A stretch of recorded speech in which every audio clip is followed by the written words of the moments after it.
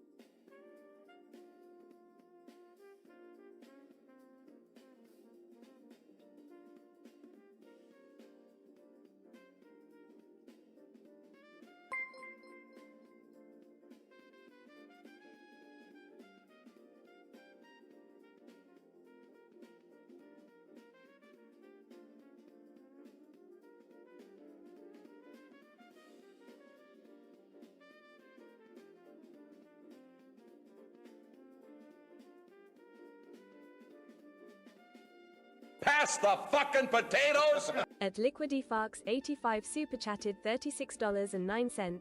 Merry Christmas AEWFUL, this, and everyone in the chat. Yes, I'm early, with the exception of the Cody, Ober ending. I really enjoyed the show. But as it is with everything, you can't make everyone happy. Too bad for them, because I enjoyed it, ha ha.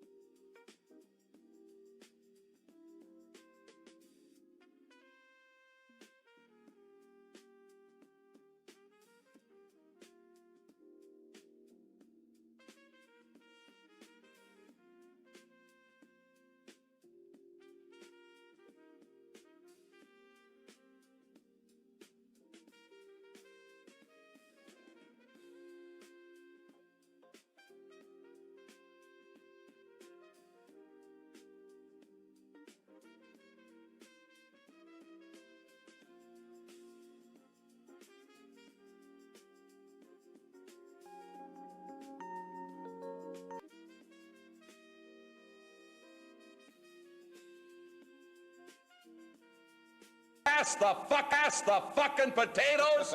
Atona Sharp super chatted $5. Who cares about Cena? I wanna talk about when Bailey gave Sol 10 minutes for that cartwheel DDT off the ropes.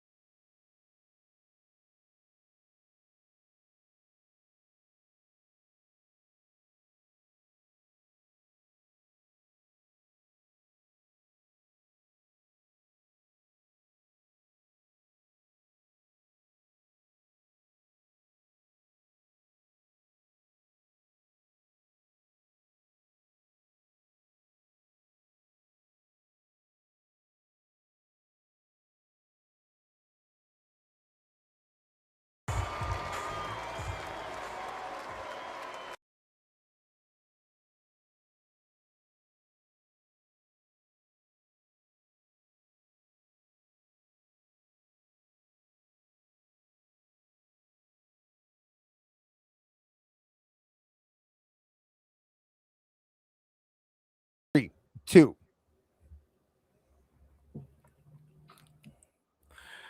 Yeah.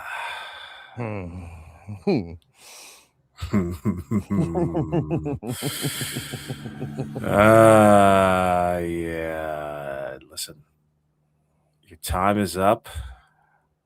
Our time is now. You can't see us, You can but hear our us. time is now. Yeah. We're not a franchise, but we are shining now. Folks, welcome to another rousing edition of This Is Awful, live here at Cyberspace Studios. I am your co-host, Awful Wrestling. Along standing beside me is Akadis, aka Disciplinary Committee on X. And my friend, how are you tonight on this momentous occasion of John Cena's last match? I think the word we used before the show was awe. I'm just awe. in awe of not just tonight, right? It's not just about tonight. And if you think that tonight is just about tonight, I kind of feel sorry for you. You know what I mean? Like, no, I have not taken my gummies, chat. The chat thinks I'm high. No. I'm just riding, man. Okay, let's get into it.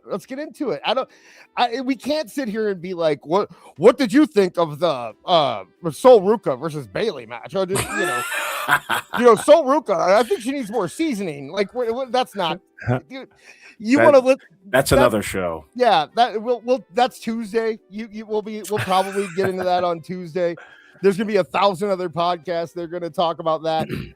Honestly, the whole thing is going to be something that's going to be dissected for the next months and years and decades to come. But I've tried to specifically not go online. You know what? Before we get into it, though, you guys have been so gracious before we even got started tonight. Definitely. So let me hit some of these up. Hopefully I can just replay them here. Yeah, I can do that. So here is the first one we got. That one was Ewan Cumia for $199. He said, "Thank you, Ewan." Thank you, Ewan. He said his Gunther is his pick for the Rumble. I mean, guessing Gunther for anything at this point, I would think really is a good bet. Gunther guessing for president. Yeah, Gunther is going to be the champion of the entire. Well, I would say universe, but they did that already. He's going to be something. And that the guy, genes to rebuild a nation and the wrestling professional wrestling company. Gunther. Everyone in the world, everyone in that company has a lot of faith in Gunther. Yeah, but I think rightfully placed. But yeah, thank you very much, Ewan. Liquid Fox. Thank you, Ewan. Buddy. Liquid Fox. Let's do this. Okay. Shout out to my homeboy, OJ Simpson. Keep up the good work, baby. At Liquid Fox 85 super chatted $36.09.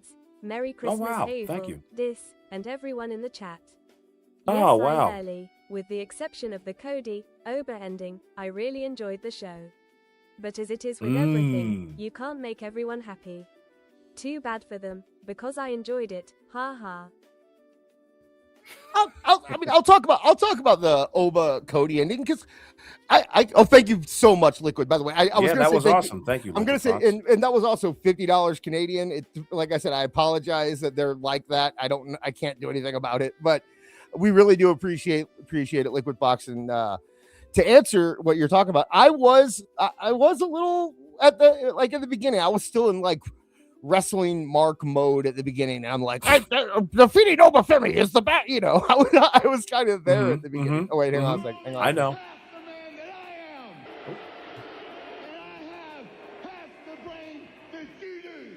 At UN ** super chatted $4.99. Time to start Awesome. the show. Glum Gold. Ah, I didn't add those yet. damn. Thank you, Ewan. Did you see Ewan with the run in, by the way? We're Yeah, that we're was doing a awesome. liquid fox and Ewan just runs in.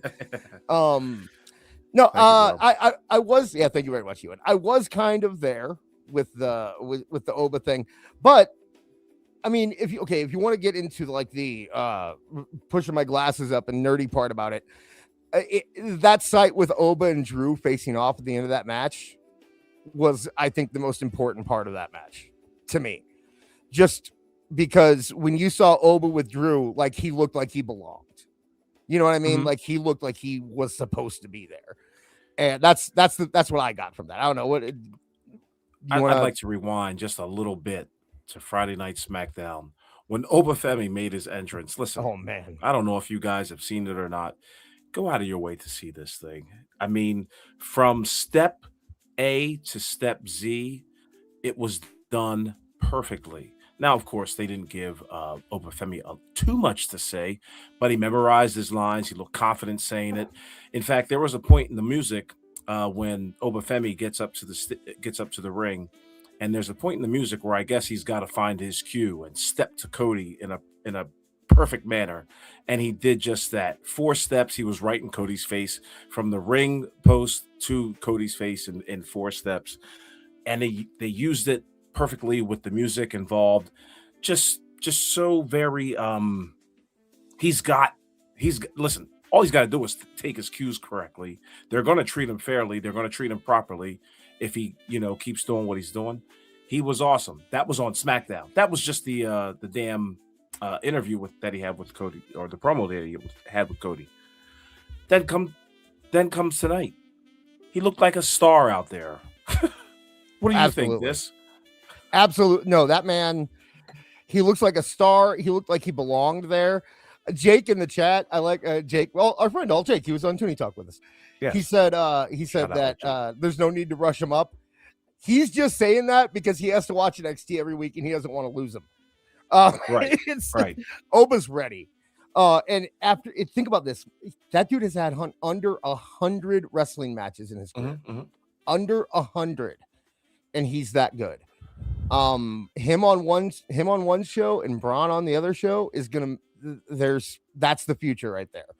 And he's the only man that can make that bounce work. He's the only man that can walk that way to the ring and just look make it work. It's intimidating. I mean? It feels like you're being invaded when he does it's a that. War march. It's such a great gimmick, and he has so much presence. And Cody made him look like $1 million tonight. Cody sold for him. The blood, man.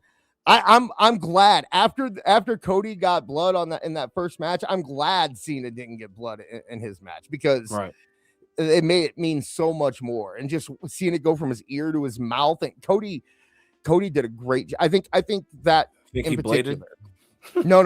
I think that was blading job. Yeah, that was that's one of the things that if I was that guy tonight, I could be like, well, Obafemi, he's dangerous. He's not quite, right. Like, nah, dude, I'm not. Oba looks great. Cody sold like a madman for him, made him look like $1 million. It was chef's kiss. Sadly though, everybody knew the ending. They knew there was going to be some sort of interference. From casual fans to hardcore fans, they all knew that was the expected outcome. And when they saw it in real time, they didn't like it at all. I don't know about you. I don't know what you heard, but the crowd didn't seem to like that ending at all. Oba losing? Well, I mean, the DQ? Drew coming in and farting all over it.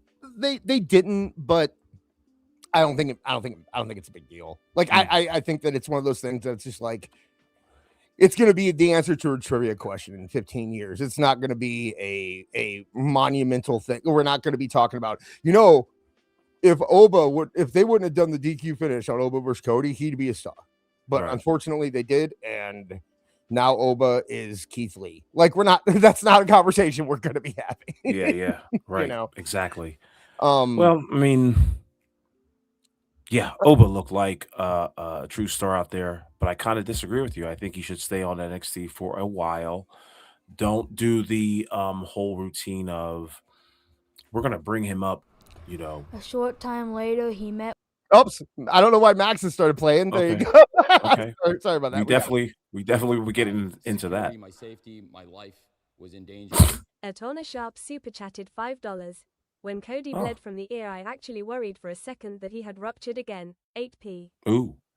Yeah, I didn't even think about that, but yeah. Thank you for the super chat, my man. Thank you Thank very you much. Oh, by the way, I added a different sound effect to the tips.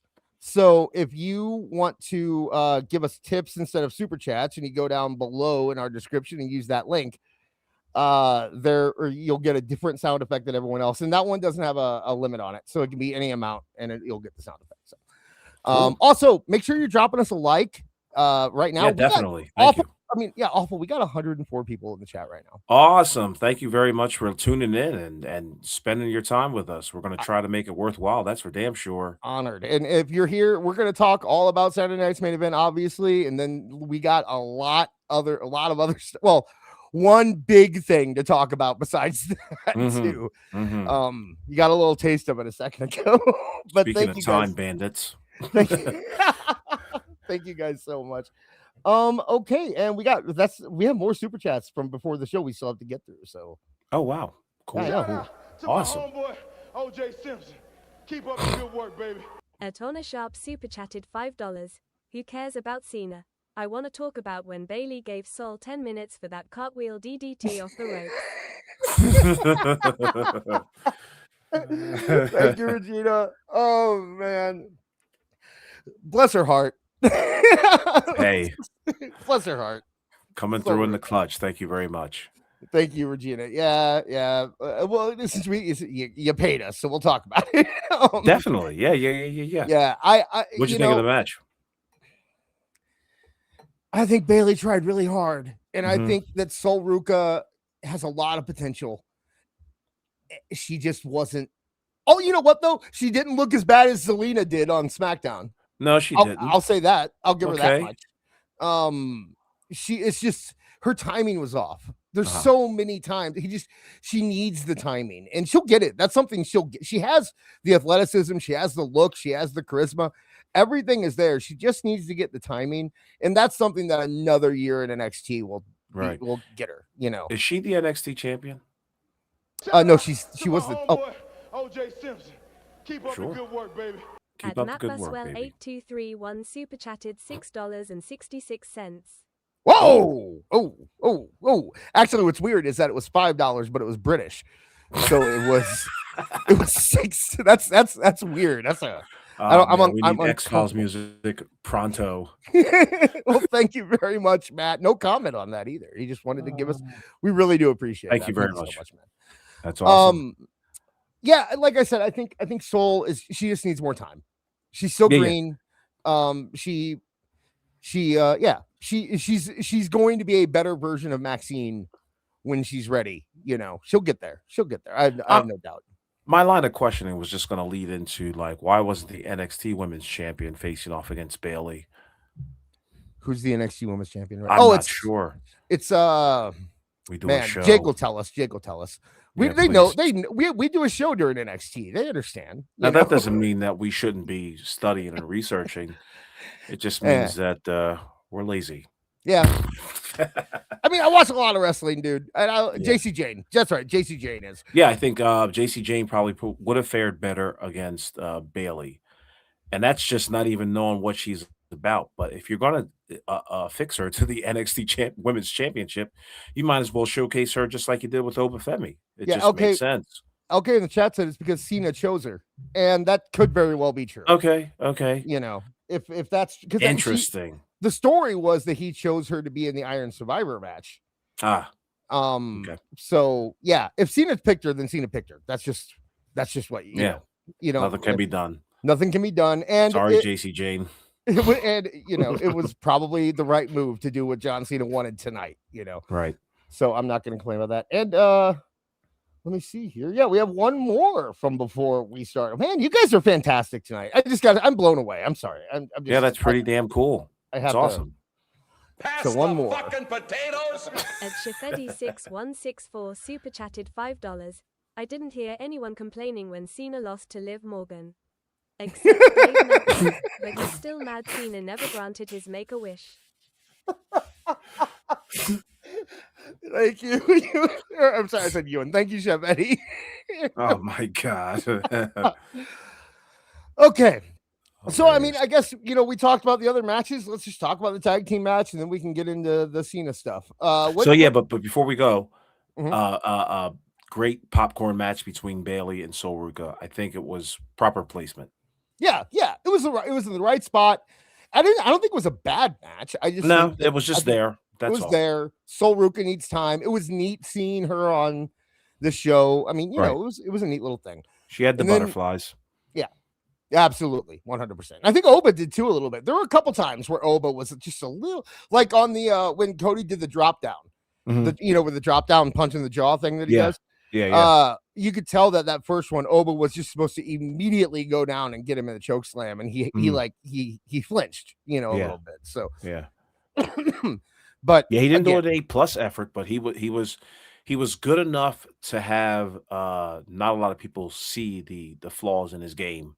yeah, and he was against he 100% the right person to put him against. Cody, I don't think, as good as Punk is, I don't know if Punk can bump like that anymore. Right. So I think putting Cody in there against him was the right call. And I think Bailey with Sol Ruka is the right call too, because she's probably the only one who could kind of calm her down enough. Because she definitely was nervous. You could see it in her face that she was nervous. Yeah. Javon Evans and Leon Slater look like have been there for years. They look like they belonged. Like that was just everything about that match was great. It was I don't know what else you could have wanted. But the match wasn't structured in a way where it made them look like they belonged, if that makes any sense. Like, it was just like it's one of those matches that I thought were like, these guys are ready. They're absolutely ready. But even though they're ready, they still have to play this part of like not being ready, if that makes any sense. Okay. Well, I think they kind of did that. I think that at the beginning, I loved the beginning of this match. Yeah. Absolutely loved it. Right as the bell rang, they were just like, get him. And they went, and Javon got him out of the ring. Leon Slater was saying, no, you go. Like they were just, right. They knew what to do. They looked like they were trying to seize the opportunity. I think that they both, like I said, they both look like they belonged. I'd love to see more of them as a tag team. I think bringing them in as a tag team would be a good idea, actually. Right. I think they're very marketable. Those guys going against like the Usos and New Day and those teams could end up being, oh, wait a second. I'm gonna gargle your piss! Atona Sharp super chatted $10. Not a mistake really, but I chuckled when Femi dropped Cody and went into a push-up position like he expected Cody to be directly under him and had to adjust for the pin. Yeah, I said Good catch. Good catch. It was a little slip. I wouldn't call it a full mistake. But thank you so much, Regina. That's, once again, we're so grateful to have you guys here. All of you in the chat, make sure you're dropping likes, and yeah, thank you very much for showing up. We can't thank you enough. The excuse me. The part that I found interesting about the tag match was AJ slipping on the phenomenal forearm. And I want to get your opinion on if you think that was planned. If he hits it, how does Leon Slater end up in the Styles Clash? Yeah, the Styles Clash. Thank you very much. Yeah. No, yeah, how does he go ahead. I think it was done on purpose.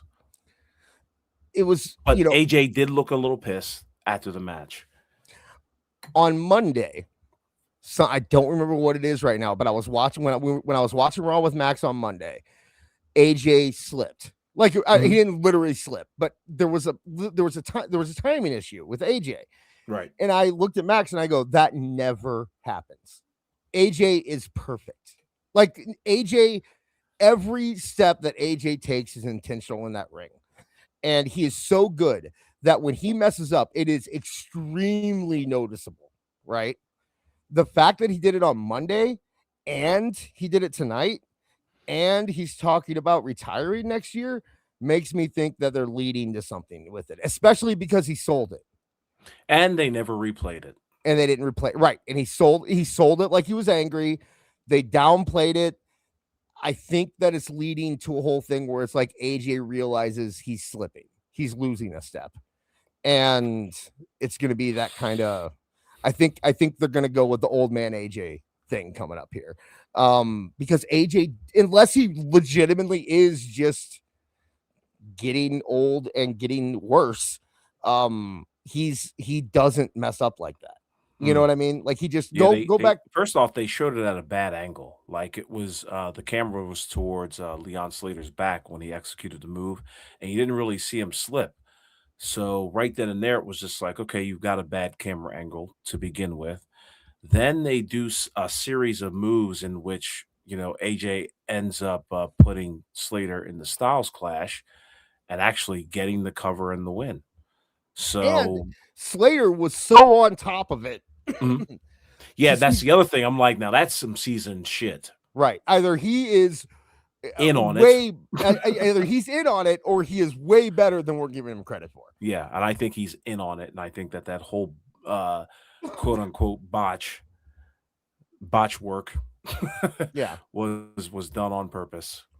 The old Jericho. That's what we call it, right? The old although I don't believe Jericho when he says he does it. Yeah. Because the match showcased Leon Slater and Javon Evans. They didn't do too many things that were outlandish. We're not looking for a whole bunch of 450 splashes. It looks like they just want lanky black dudes sailing through the air and onto somebody to the outside. And so that's what they got tonight. It was a nice little showcase. AJ and your boy Dragon Lee, who kind of seemed non-existent in the match, or am I mistaken? Dragon Lee? Yeah. Dragon Lee bumped really well. Okay. I think Dragon Lee knew his place in that match because I think the long term, if you're gonna get any story out of this, I think it's between AJ and Slater. And I think Javon kind of took a back seat in this match too a little bit. Yeah, I noticed that too. I was just like, he's on the outside a lot. Yeah, compared to what he usually does. I think this was AJ and Slater's night tonight, and because it's just that they also really sold on commentary the idea that AJ was the first X Division champion and Slater's the current X Division champion. Right. He's really got to get rid of that indie-rific wrestling gear. Like, you gotta switch it up for the big time, my man. Did you talk to Mole? I did not at all. Mole told me that exact thing yesterday. Are you Mole? No. Are you? I'm not Mole. I'm just very perceptive. And when I saw him out there today, I was just like, yeah, this look has got to go. You gotta really turn it up to 12 on that outfit. Go ahead. Hilarious. Okay, not yesterday. It was like Thursday. Mm-hmm. He asked me, he's like, is your kid really looking forward to the John Cena thing? Or how's your kid? Because he knew that Max didn't want to see John Cena retired. He's like, how's he doing with that? And I said, oh, he's doing all right. He's, we're getting there. He's excited about the other matches. I go, he got really excited when he heard that Leon Slater and Javon Evans were on because he really likes Javon Evans. Right. And he goes, Slater, he's going to love Slater. I go, yeah. And then he goes, but he needs to get rid of that purple thing on his head. He goes, it makes him look too indie. Yeah. So. Yeah, his outfit is a little too early 2000s, actually. Those baggy pants. Yeah, but he did have he had the AJ hood. He did the kind of, the AJ flip with the hood. But yeah, I agree. I agree. I get what you're saying with the what is it? What is that called? What is that head wear called? Is a it hoodie? A scarf? No, the scarf or whatever. The purple thing. Was that a scarf or what was that called? Oh, do-rag? Yeah, kind of. I mean, what the hell? Sight unseen, I can't really remember what the hell it was. It was one of those like really thin ones. The ones that are like elastic kind of. I don't know. Anyway. But yeah, I think there you go. There you go. I think the match was good. I think it did what it needed. It's so hard to okay, and then the next segment was John Cena gets 3 of his buddies to come out and do jokes for 5 minutes, which is fine. I guarantee that's what it was. John Cena just being like, I want Truth, Miz, and Hendry on the show. Do something with it. Yeah, dude, that was brutal. Max loved it. Fucking brutal television. Of course, a 12-year-old would like it. But that's what it was for. It's for the 12-year-olds. That's it wasn't for me, so I'm not going to complain about it. I'm not complaining about it, but it was just brutal to watch. I think, 12-year-old sensibilities have really fallen Hey, down the drain. You know who really liked it? The entire audience. They were going nuts for that segment. And the fact that Kinda? 19,000 people were swaying back and forth singing Joe Hendry's song. And he No. has been on WWE TV approximately one time. I So think they're gonna be in for a rude awakening with Joe Hendry. I really he's, don't see anything up, I see no upswing to Joe Hendry. I think he's a good wrestler. I think Uh-huh. you haven't I don't think you've seen enough of him wrestling. He's better than you'd imagine he is. Okay. He reminds me a lot of John Cena in terms of his work. He can do original songs, so it's not just like he does one song and that's it. He does new songs every week and they're Okay. good. You know, he actually puts time in it and writes his music and does that stuff. He can cut a promo. I'm not saying this guy's going to be world champion, but like I think he could be he could be the next. I'll LA give him a Knight, shot. I mean, I'll give him a you know? chance, but I mean, so far from what from what I've seen of the guy, it's like, okay, the Bushwhackers got bigger pops. Oh no, dude, Joe Hendry got a big pop. Are you kidding me? The entire crowd knew his song word for word, and they were swaying with like, what are you talking about? I'm It's not not going to talking about be. tonight. I'm just talking about, like, I've seen people who did less do get better reactions, and with Joe Hendry, it's just like, great. Listen, I saw him in NXT.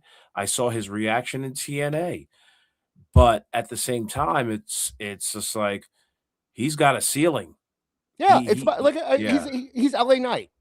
And someone in the chat less said, than LA Knight. Go ahead. no, someone in the chat said, as much as I like Joe Hendry, I feel like he's on the LA Knight like path. What's wrong with being on the LA Knight like path? I don't get that. What's wrong with maybe we may have to talk about this later, but it has a lot to do with the booking committee. What is wrong with being a mid-card guy? What's wrong with that? I don't get it. LA Knight is way above his ceiling. He's way above his ceiling, in my opinion. But don't you run the risk of alienating a fan base who may really, like, for example, now see, you know what? These are all bad examples. So I kind of take back what I said. What I want to say is, like, we saw what happens with with Cross and Scarlett, how they were, taken away from WWE television, and a lot of people were just like, bring back Cross, bring back Cross. They brought him back and nothing happened. And the fans were kind of like, they didn't really poo-poo on Scarlett and Cross. They just forgot about them. But they also didn't give WWE credit for, or rave about their booking of the duo too. Same thing's going on with Aleister Black and Zelina Vega. Here's my point. What's going on with Joe Hendry, it's just like, that's your booking committee. Is he ever going to be able to break those practices of, like, not really paying attention what the fans really want and going along with some sort of, like, hey, it's a 1 week pop, it's a 2 week pop, and then all of a sudden you're forgotten about. See, I think you're Joe Hendry gets sustained pops. He's still over in NXT. I don't know where this is coming from, where you're saying he's not getting reactions, because he still does. Again, I guess I just haven't seen him wrestle. Like, do they give him that same sort of reaction when he's coming up from turmoil in a match? I mean, as much as a crowd of 300 people can. I mean, he only wrestles in the PC. I know, but again, you told me tonight that 19,000 people, really love him. They did. When I went to that TNA show, and there were about 5,000 people there. That was about 3 months into his title run, and he was easily the most over person on the show. Okay, that's easily. Cool. He had. Oh, you know what? That's not true, because Jeff Hardy showed up. So Jeff Hardy probably was a little bigger than him. Scooped his heat. Yeah, but at the end of the show, when they were doing the autograph lines. Right. Joe Hendry's autograph line was literally before the show was over, it was through the arena and around the corner. It was like Atona Sharp super chatted $5. The booking committee in their evil lair hidden in Slaughter Swamp. Thank you, Richie. Can we read that one more time? The booking committee is in their evil lair hidden in the Slaughter Swamp. Thank you. Listen, we can all agree that the booking for a lot of storylines that should be able to get people over, that the general WWE audience is behind, should be done better. LA Knight's whole booking should have been managed properly. But here's again, unless LA Knight does the poo poo face in the locker room or he bitches and moans a little bit, that kind of shit gets out. You know what I mean? Like, so Yeah. And it's very tough to figure out. The other thing about Knight is just he's 42 years old. He's been wrestling for a long time. He's never shown any kind of depth. Like, what kind of serious story are you going to put LA Knight in? What kind of story are you like? Right. They never put him in peril. Because how can he? I mean, they did on Monday, and what happened? All of his fans are like, go to AEW. He's terrible. Why are you booking him like this? Anytime you try to book him weak, his entire fan base, I would honestly, at this point, cut him. Like, get rid of him. You don't need that. Yeah, baggage, but don't you smarten LA Knight up? You just smarten him up and say, listen, we got to build you a vulnerability. Yeah. We've got to inculcate into you like some sort of feeling of like you're down and out. You can't be. See, that's the problem with a lot of heels and a lot of baby faces. They exude overconfidence and they don't know when to like really turn it down and be like, you know what? I'm really in deep shit. You can't be Stone Cold Steve Austin and The Rock. Right. That was, that's lightning in a bottle twice, and it only happened so close to each other because the audience liked that type of thing. But you weren't going to do it 5 times. You weren't going to do it 6 times. Twice is enough. It's like Austin was the ultimate badass. Rock was the ultimate cocky guy, right? Yeah. You can't make the ultimate badass also the most cocky guy on earth. And that's what LA Knight's trying to do. And I'm not saying that he's bad. I'm saying that he's past his ceiling. But hey, what do I know? Maybe they're making money. They're selling t-shirts. And honestly, it's not like the LA Knight fans aren't watching. They're still watching. They're just saying they're angry about it. Well, then stop. If you're really angry, stop watching because exactly. If you're watching and you're giving a reaction, then you're doing what they want you to do. Yeah. And that, I got to be honest. I haven't really been watching WWE television. I mean, this is the only reason that I'm watching it because it's John Cena's last match. And there were 3 other matches that I was mildly interested in. And again, none of them blew me away. Yeah. And I have been watching and I think it's fine. Like, I'm not saying it's the greatest wrestling of all time. I think it. Oh, here we go. I will play yours out. I'll 85 super chatted $3.61. Thank you, sir. That gave John a better send off than that Bill Goldberg, but I still didn't like it. Bret Hart, probably lol JK. Okay. Yeah, thank you, Liquid Fox. I'm sorry it didn't give you your soundbite Canadian stuff. If you want me to, should I give him one anyway? Sure. Should I give him a fake one? We will. Here, let me go. I can replay this one because it doesn't have. Oh, we'll just replay Regina's, and then you can get that sound. You got to cut it off at the right spot. Get off by cranking I can't cut it off. Just a little beyond the breaking point. Atona Sharp super chatted. So we'll just talk over it. But thank you so much, Liquid Fox, for that $5. Yeah, let's talk about it. Let's get into it. I believe in Liquid Fox, and the ending of the match. Hey, you know what? Fuck it. Did John Cena have a smile on his face or like a look of grimace when he tapped out? It was a smile. What the hell was that all about? I think he broke. What was that all about? I think he broke. I think he broke. You can never use that footage again because it looks so jank. And maybe it's just me. I was just like, you can't play that face again. You kind of buried Gunther. If you ask me. I'm not gonna. Nah, I don't think it's a special. It's a different thing. I think tonight. I think it's a different thing. I think you could also, if you wanted to go kayfabe with it, you could say that he was passed out. I mean, I don't know, smirk dude. on his face. He broke. I really feel like that was the fine speech of submission holds. The man went 23 years keeping a straight face. he can be allowed to break for one night. You know, I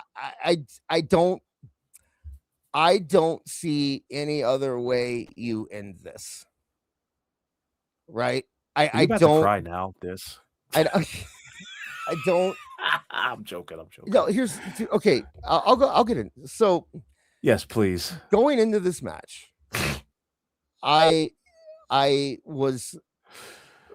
trumpeting for a while now, like Gunther should win. I knew Gunther should win. In my mind, I'm thinking Gunther should win. I know, like, everything about me is saying Gunther should win. I think that he was the right person to win the Wait a second. tournament. Where's our jazzy music? So Oh, did it go away? It went away. Oh, let me bring that back up here. Pull up therapy music.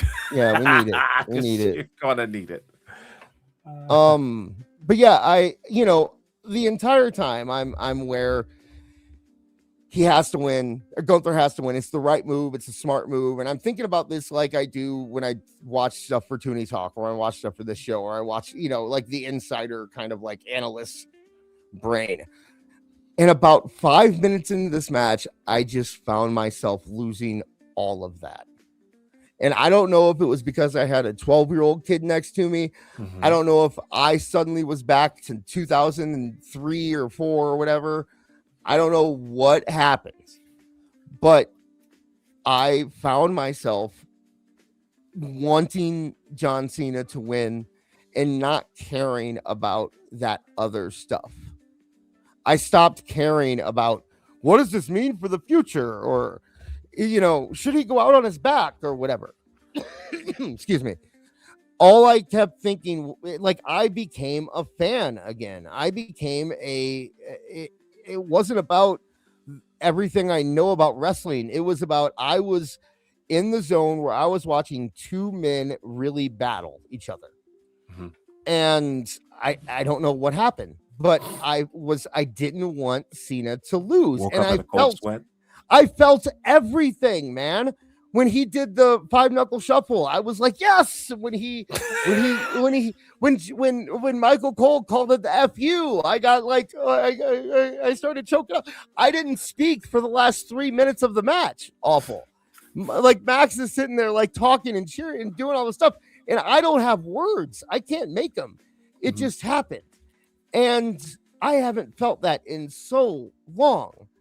And I think that an entire audience felt that. I think an entire fan base felt. Say what you want about the ending, and say what you want about if you think that it was the right move, if John Cena should have gone out on his back, if John Cena shouldn't have been smiling at the end, and blah, blah, blah. And we can get on those minute details. We'll do that at some point. But tonight, WWE made me feel something, man. And do you know how rare that is with any form of entertainment these days, to make you feel something like that? I mean, like, it's hard with the way that, like, everything's set up now, where we're all analysts, we're all insiders, we're everyone about every aspect, because we have, if we want movie news, we have Nick DiPiccolo, and we can go look at that, or we can go look at Marv stuff, or if we know all the behind the scenes. We know everything that happens, the way the pieces are moved. But they stink like ** super chatted $4.99. Cena is likable because of his work with Make-A-Wish. Thank you, Ewan. I agree. I think there's other reasons that make him likable. I think and I think we'll get into that. I think we certainly will. We certainly will. But yeah. But continue. Did you need tissue, by the way? Dude, I'm not tearing up. I'm not tearing up, but I am. My throat's getting a little there. Yeah, I know. I love wrestling, dude. I love wrestling, and the fact that wrestling made me feel something like that again, I don't care who won and lost. I don't. It gave me the feeling. Safety, my life was in danger. I love this show. Super chatted $5. When Cena left his shoes in the ring, Bronson Reed should have gone in and stole them. That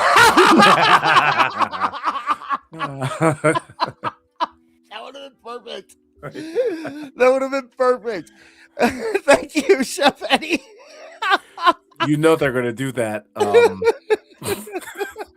They could do that as a WWE extra type of thing. They could. You they know, could. in an empty arena, the shoes are still sitting there in the in the ring, and then Bronson Reed just looks around like Repo Man and steals them.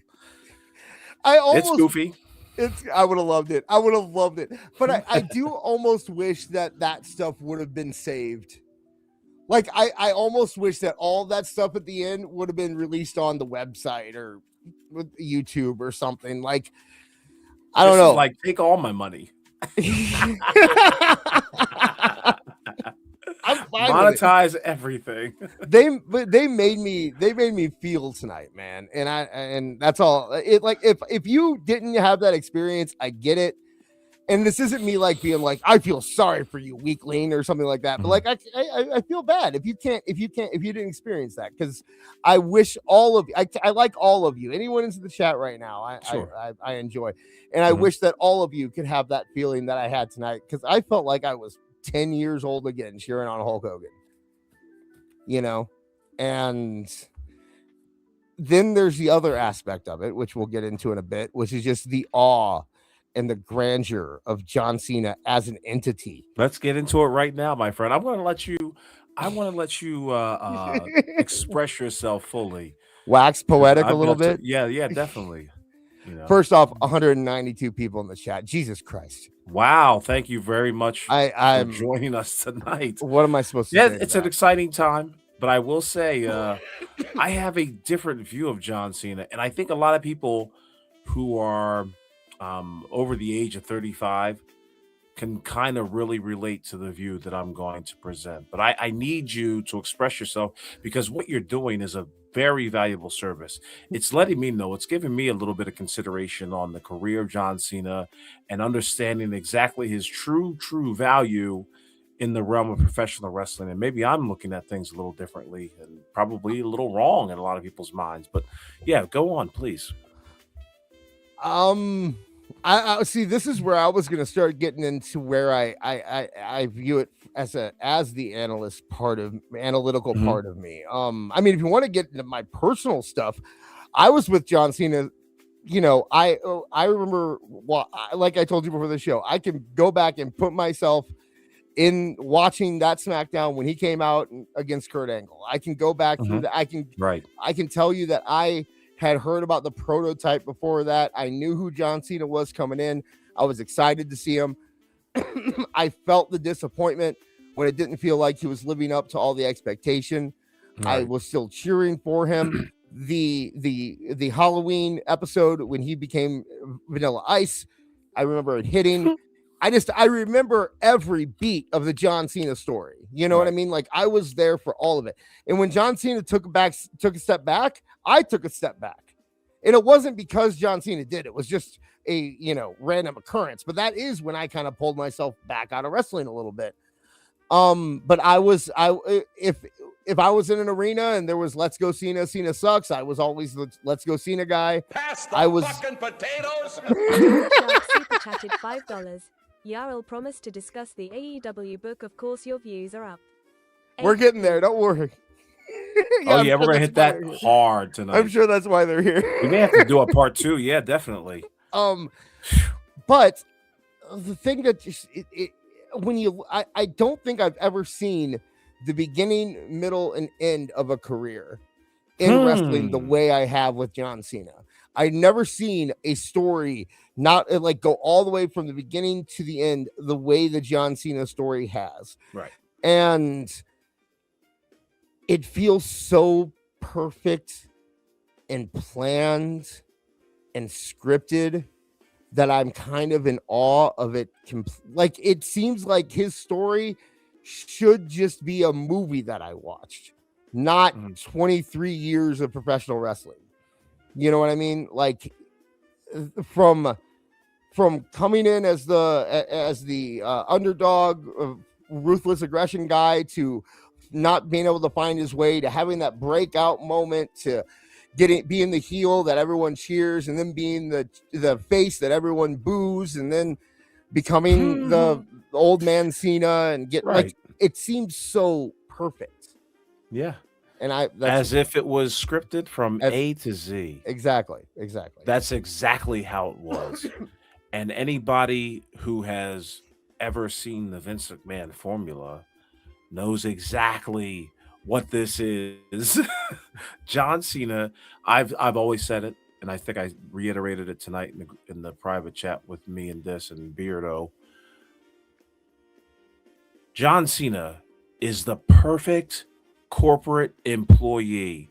He is what every company owner, I don't care if it's a retail shop, I don't care if it's a warehouse selling goods or whatever, or to a Fortune 500 company or an S&P company, that's the employee that you want. From the top to the bottom, this guy exudes your corporate message day in and day out. Like, listen, the whole nothing in John Cena's career happened organically. Let's put it that way. Nothing was a groundswell with John Cena.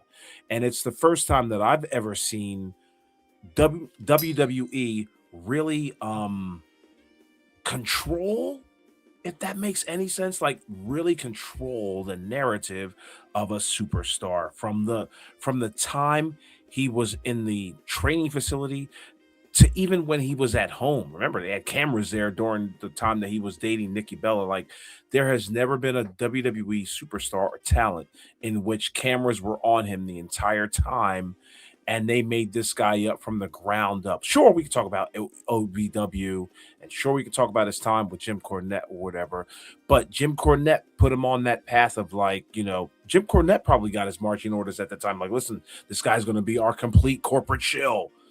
Pay very close attention to him. They saw how Randy Orton was. They saw how Brock Lesnar was. They saw how who was it? Leviathan, Dave Bautista was. They were like, kind of wandering souls, not really understanding. But this guy, this John Cena guy, you can mold him from the feet up to the head, and that's exactly what they did.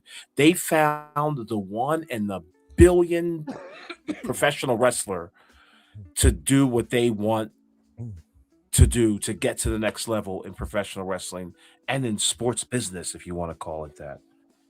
Just a master stroke. John Cena is going to be talked about, should be talked about in business schools on how to cultivate the perfect employee. 212 people in the chat, by the way. Thank you so much, guys. Oh, if you're watching this right now, make sure you hit that like button. Please, and if you want to leave us a super chat, you can do that. It'll be read out in the air. If you want to do a tip below any super chat above $4.99 or higher will be read on the air, and any tip at all will be read on the air. We couldn't stop it if we wanted to, and we won't. You know what's weird is I agree with you 100%, and I just think that we have different opinions of what that means.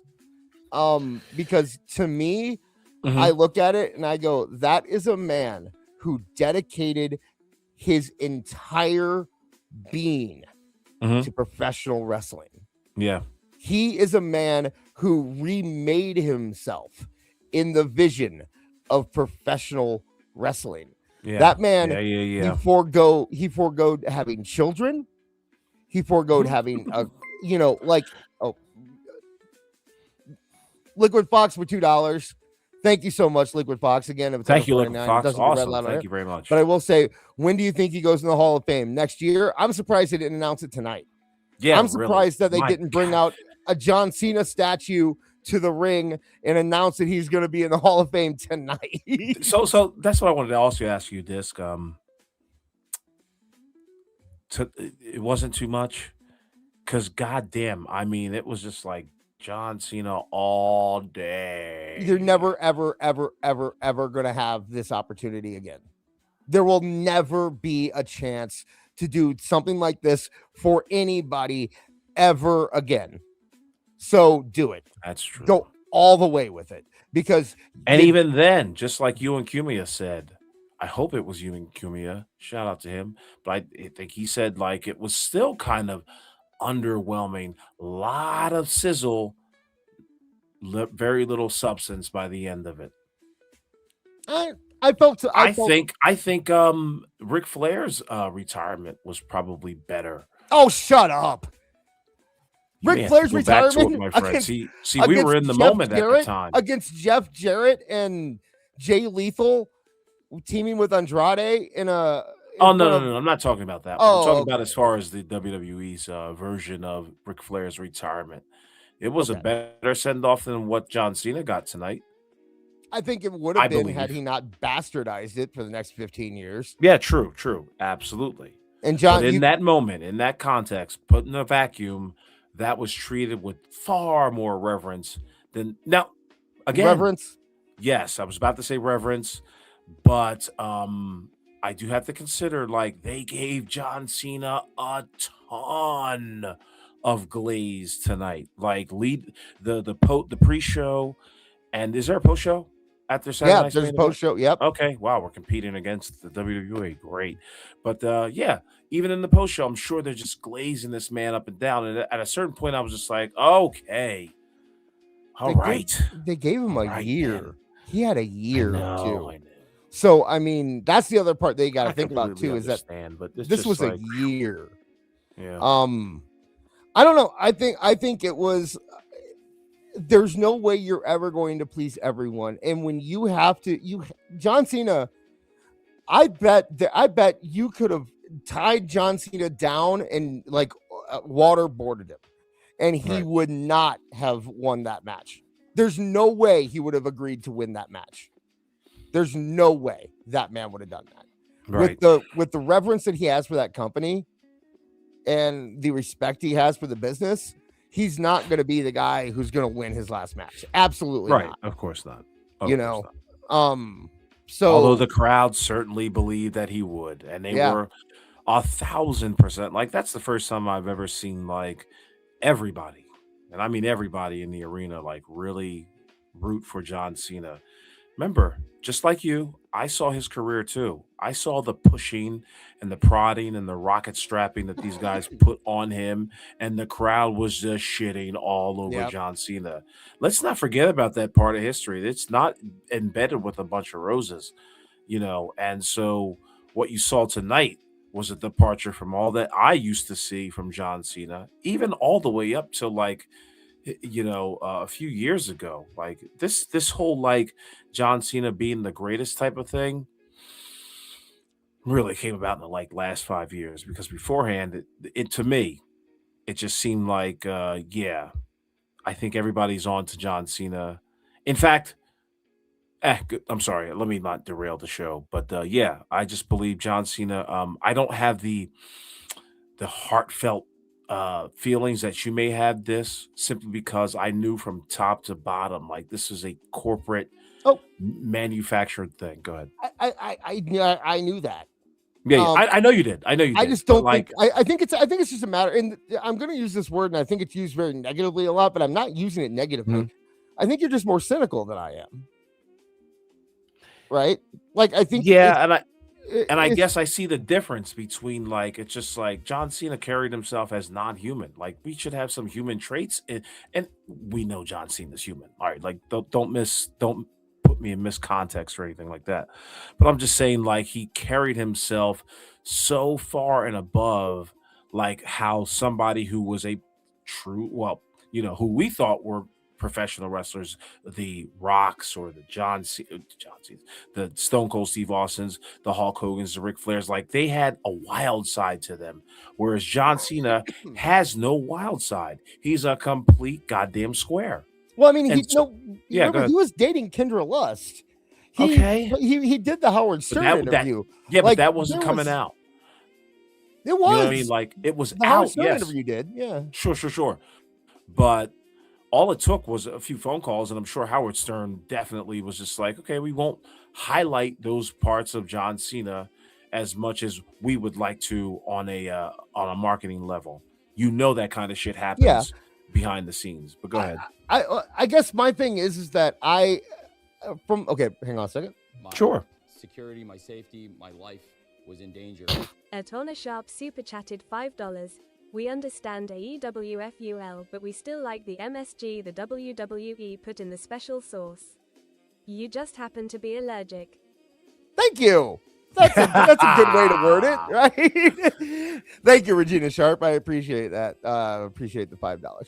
Yeah. I mean, that is kind of it. Like, I get where you're coming from if you have that view, but my view is just that I look at John Cena, and even when he was getting booed, my view of John Cena was always, man, that man gave everything to this business. He gave everything. He, this is his life. He bleeds this. I have to respect that. I have to. Because if it's something that I love so much, and knowing that man gave everything to it, it just, there's a way of looking where I guess it's the difference between selling out and buying in. The idea of are you doing it because you want to be famous, or are you doing it because you really love it? And I always got the feeling from John Cena that he really loved it, and that's why he did it. Now, if Randy Orton had done this, or if Brock Lesnar had done this and not felt real when they did it, that'd be one thing. But John Cena, he did it, and he also felt like he did it because he wanted to do it. And I think that's kind of the difference between him and a Rock. Listen, they showed a video of John Cena, probably from 2003, 2004. At least it was on the YouTube channel.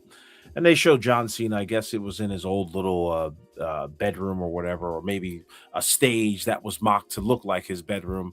But he opens up this drawer, and he's got a whole bunch of VCR tapes in which he's got like Mr. Perfect and Bret Hart and Ultimo Dragon, Kensuke Sasaki, and all these professional wrestlers that he said that he's got compilations of, and he would watch these matches over and over and over and over again. And I looked at that video, and I was just like, okay, well, I guess, from the looks of it, from the images that they're giving to me right now, it looks like John Cena is a true blue wrestling mark fan. So he knows a thing or two about, all these professional wrestlers who are legends now. Randy Savage, Ken Patera, Bob Orton, Strongbow, and all the rest of them. So yeah, okay. He's very knowledgeable in professional wrestling. You also know who I also thought was very knowledgeable in professional wrestling, know those types of people as well. And that's Tony Khan. But look how he's faring with his knowledge. Look how he's applying the knowledge of his professional wrestling acumen to real life business situations. He's not doing so well. Yeah, because sorry for the segue. Because John Cena had talent and something to offer, and the only thing Tony Khan has to offer is money. So he's got a great book though. Oh yeah, he does. Oh, okay. So we'll get there. Yeah, we are. Man, yeah, we're an hour into this already. Thank you so much, guys, for hanging out with us.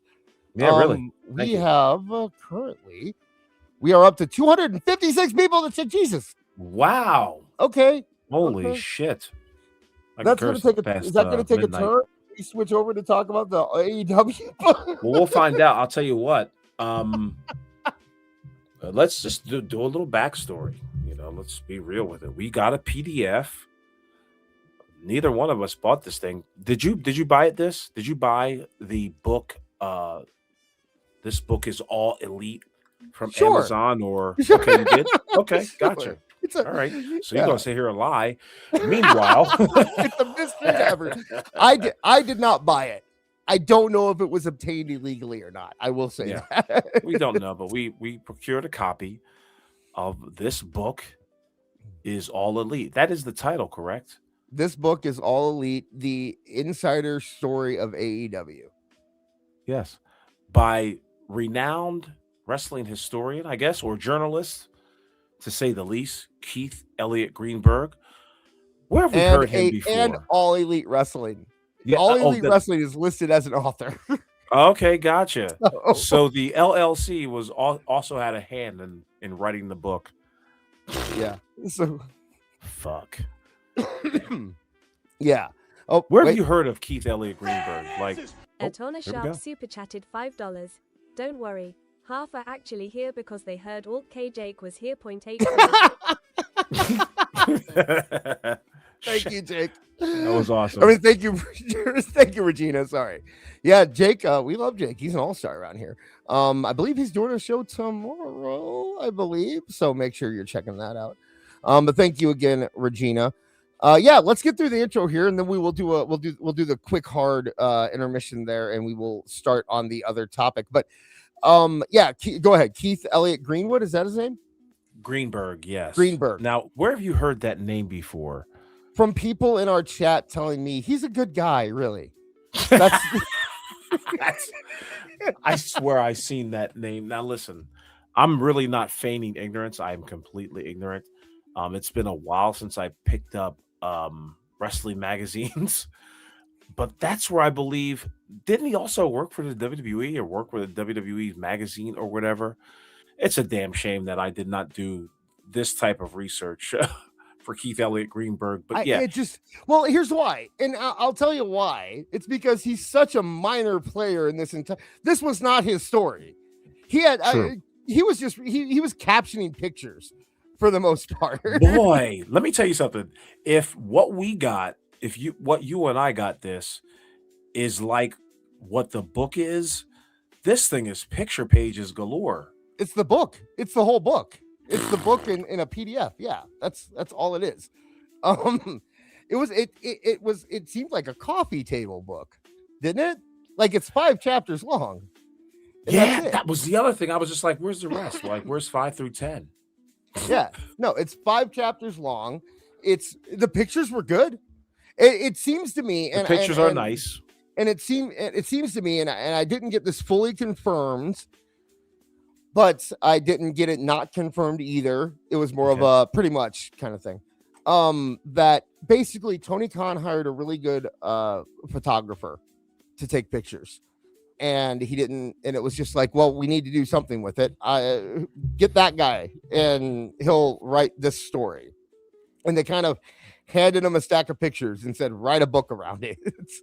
You know, it does feel like a coffee table book. Right? Like this feels like I don't know what coffee table this would be on. Yeah, really. It's going to be one that's loaded with cigarettes and alcohol. I do have the video. Wrappers. I did pull the videos. In fact, that's where they're going to be rolling their blunts on top of this book. I did pull the videos that Beard gave us of the guy. I figured if we had time, we'd go through that. Oh yeah, that guy would have this as a coffee table book. I think. Yeah. Okay, but so do you want to tell them what you had me do, Awful, or are we gonna say we're gonna surprise them with that? Yeah, let's well, first off, let me just do a little sampling of what this book is essentially. Okay. The contents, just like this said mentioned earlier, 5 chapters. I'm gonna read it. We're not gonna read the chapters, but here we go. The titles for Chapter 1. Yeah. Sit back. Chapter 1 is 45 fantasy minutes. booking. Yeah, for fantasy booking in action. That's the title of chapter 1. Chapter 2 is Double or Nothing. Chapter 3 is Stadium Stampede. Chapter 4 is Forbidden Door. Chapter 5, Better Than You and You Know It. So you kind of get a sense of what each chapter is going to be talking about. But before we go into it, we had a youngster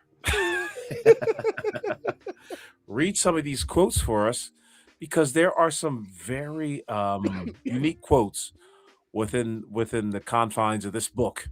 Yes.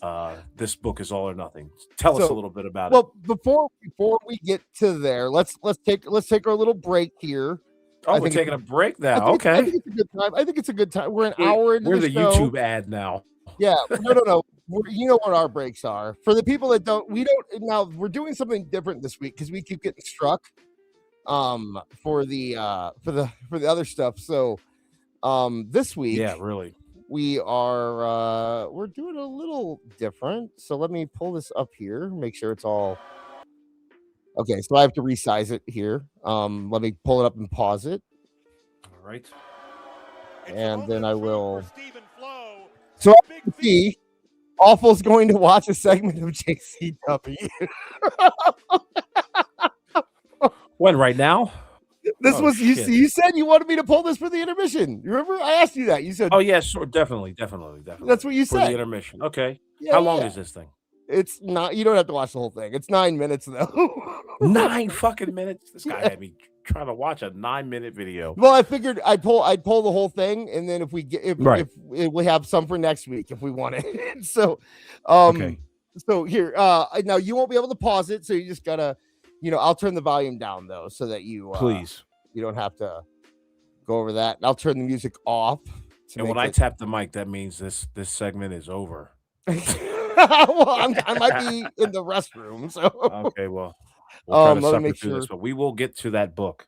Let me make sure. Yeah. Oh, yeah. That's coming. I mean, that's as soon as this is over. I don't know. Did you know that this is like the most popular topic right now in podcasting for some reason. Everyone is talking about JCW. Everywhere I turn. That's why I ended up deciding not to cover it. Every single podcast on earth is covering JCW. JCW lunacy. Well, I just for a little context, I asked this earlier today to pull up video of a Vince Russo promo in JCW's lunacy. See how he's received by the JCW audience and see how he's received by us. Yeah, please. He's in this. You might as well just fast forward to where his visage shows up. I mean, it's right. He's in. It's okay. Let's do this. Right now, you're getting the Vito promo where he talks about being Big Vito. What the heck? Yes, I had. He was going to have us suffer through all this while taking a shit. There he is. I got to pee. Okay, here we go. All right, go ahead. I'll turn it up more. There you go. Oh, he knows Vito, his history, his connections, how much of a badass he is. Did Stephen Flo sign There's Big Vito versus some kid. He's not cleared to compete, and Vito just dropped Stephen Flo square on his head. Stephen Flo. Oh, this is a public mugging. It's an execution. Stop it. It's Raja Jackson. What the? No. Oh my God. What are you doing, man? I told you none of that thug shit. Get in the floor. So Vince Russo is just going to manhandle one of the top wrestlers in the company. Vince Russo's in JCW lunacy. Calm down. Oh my God, he's towering over Vito. I'm gonna get off by cranking your knob just a little beyond the breaking point. Atona Sharp super chatted $5. God damn it, and I thought he had learned to stay off the screen. Jeez, yeah. He just hogged the entire spotlight. Oh, that's music to my ears. Thank you. And just mogged Big Vito. You mean Mid Vito. Put the attitude in the attitude era. Oh, God. And I am the new investor of JCW. Yes. And the dudes who paid money to be in the third row need to know that. All you want, because it was Joe who called me. Because Joe and I, we go back 20 You're doing this promo with your hand in your pocket. What's going on? Joe into WWE, and I brought Joe into WCW.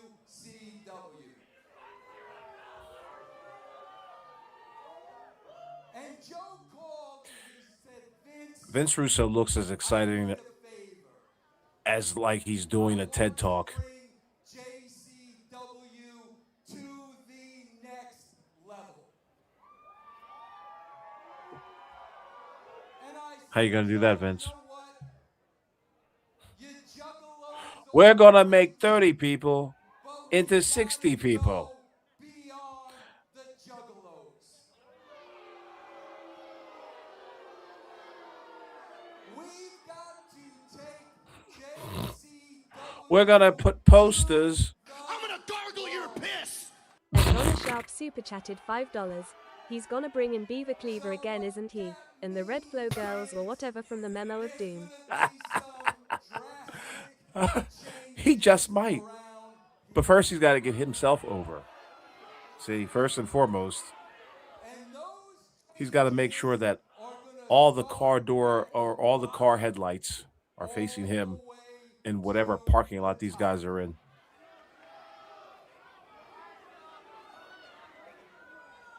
And you know what? There's going to be risks involved. And Oh, you man. beloved juggalos might not like some of the decisions I make. Oh, my God. Tough shit. This is what they came here to see.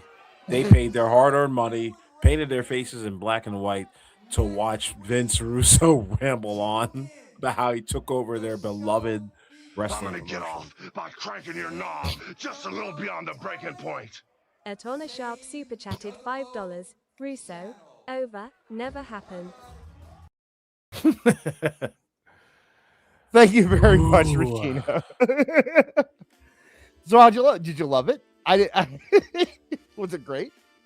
First off, Vince Russo towers over Big Vito, and then he pushes around Big Vito. Atona Sharp super chatted $5. Well, maybe if he had shown up in a box. Thank you, Regina. 285 people in the chat. 287. Thank you guys so much. Wow, Make sure thank drop you. us a like. Awesome. Pretty damn cool. But we know Liquid why Fox you're here. said when Poop sure. Vince is more welcomed than Bro Vince. Yeah. That was a little torturous, and I really wasn't paying attention to what Vince Russo was saying, because you want to know why? He wasn't engaging. He had his hand in his pocket. He was walking around the ring, not really standing in one spot. He himself looked disinterested in what he was saying and what he was doing.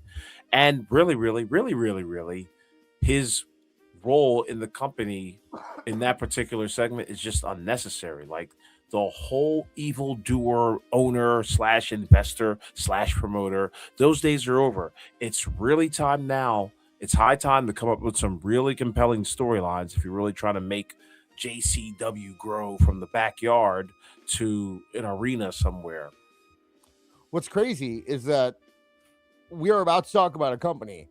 Oh boy. Probably has the only story that can make the heel authority figure work in the year of our Lord 2025, which is they have a legitimate Nepo baby who could cry and talk about how he wants his toys. And if he was talented enough and self-aware enough to play in to what people think about him on the internet, Tony Khan could be the biggest heel in the business, and AEW could be the biggest wrestling company in the business.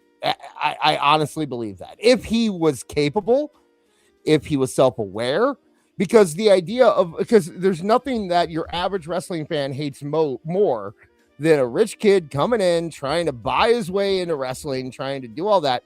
And you have that story perfectly baked in, and they just can't do it. And they just can't do it. And it's one of the many problems that plague AEW. But yeah, I don't know. Like I said, I don't, for some reason, people are all over. I mean, they're not saying good things about JCW. It's not like they're out there podcasting saying JCW is great. They had a few weeks where they were, hot off the presses. They had some sort of visibility. But now, I mean, ever since I think Vince Russo's second promo, like, nobody's really talking about JCW anymore, or its influence, or even Vince Russo's influence in it. Again, it's probably because Vince Russo, he's really got to work at it. This is not something where it's just like no, we're not saying that you should promise JCW the world or that you think it's going to be the third biggest promotion. But a man of somebody like a guy like Vince Russo, who claims that he, turned a few companies around for the better, here's your chance to do it, my man. And so far, the PR and the social media marketing, it's not working from what I see. This is the first time I've seen JCW in my line of sight, and I have a lot of people who I follow. When I see the timeline, JCW is not really mentioned. Yeah, and in the chat they're saying that they don't think that AEW fans would ever boo Tony Khan. Yeah, I'm saying if they did that, they wouldn't. They would also be a company that's smart enough to go after people that aren't their current base.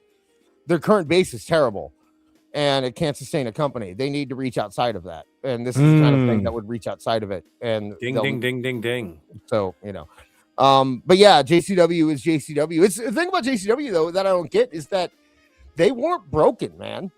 Like they weren't. They were right under in terms of making money. They were like a quiet number 4 or 5 and have been for like 20 years. So the idea that they felt they needed to make that jump, number one, I don't understand why. And number two, it can't be with Russo of all people. It cannot be with Russo. Sorry, Jeff Lane. Big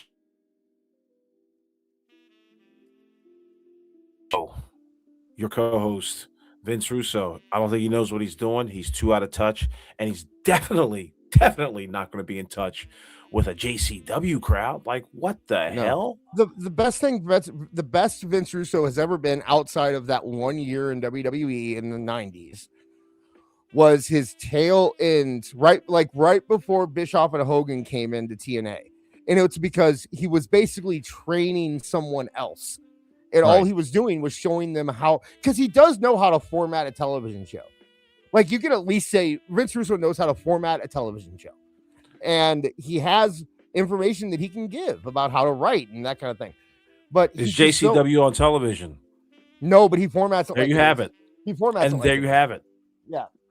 I know what you're saying, but this is a completely different world. Right. Oh, I know. Like formatting a podcast.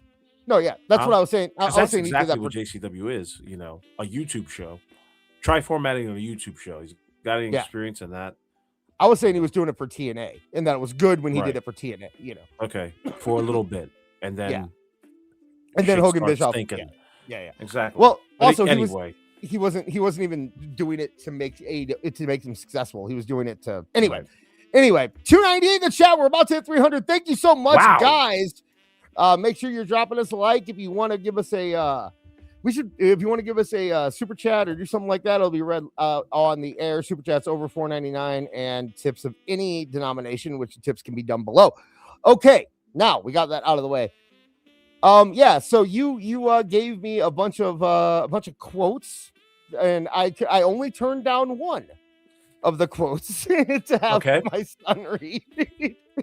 But we had this is son Max read some of the quotes, some of the more interesting quotes. Yes, that are in the AEW. This book is All Elite, and of course, throughout this segment, we're going to be taking you and give you an examination of what we thought of the book and some of the things that interested us in this book. Now, before we go any further, how far did you get? You read the whole thing, correct? I read the whole.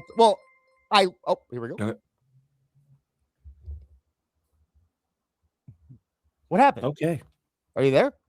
I'm still here. Oh, okay. Oh, it was a $1.99 super chat, so it didn't get allowed. So sorry. Let me see. Bro. Thank you very much. You and Q me. Oh, thanks. Yeah, really. Exactly what Vince Russo would do. I didn't read the whole thing. I had the whole thing. I did it. I did the thing where you have it read it to you while I was doing other stuff. The audiobook. Yeah. Well, it wasn't the audio book. It was it was Speak and Spell. I had to clean the house.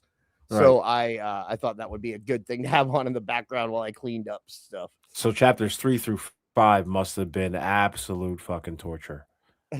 Pretty much, yeah. You know what? Vamp for 1 second here. My laptop needs to be plugged in. Okay, well, say something.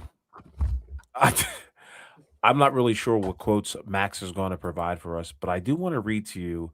This is, first off, the book opens with a forward from Tony Schiavone, in which Tony Schiavone just completely ball licks Tony Khan. A question right at this particular time. Sure. Would you like to do that? Go ahead. At Matt Buswell 8231 super chatted $6.66. Oh, thank you. Well, thank you very much, my man. I appreciate sorry that about that. very much. No, that's okay. I'm back. You know the thing that happens where the laptops, they have the separated power cables where it has a spot where it can come out in the middle. Yeah, it came out in the middle, so gotcha. Okay.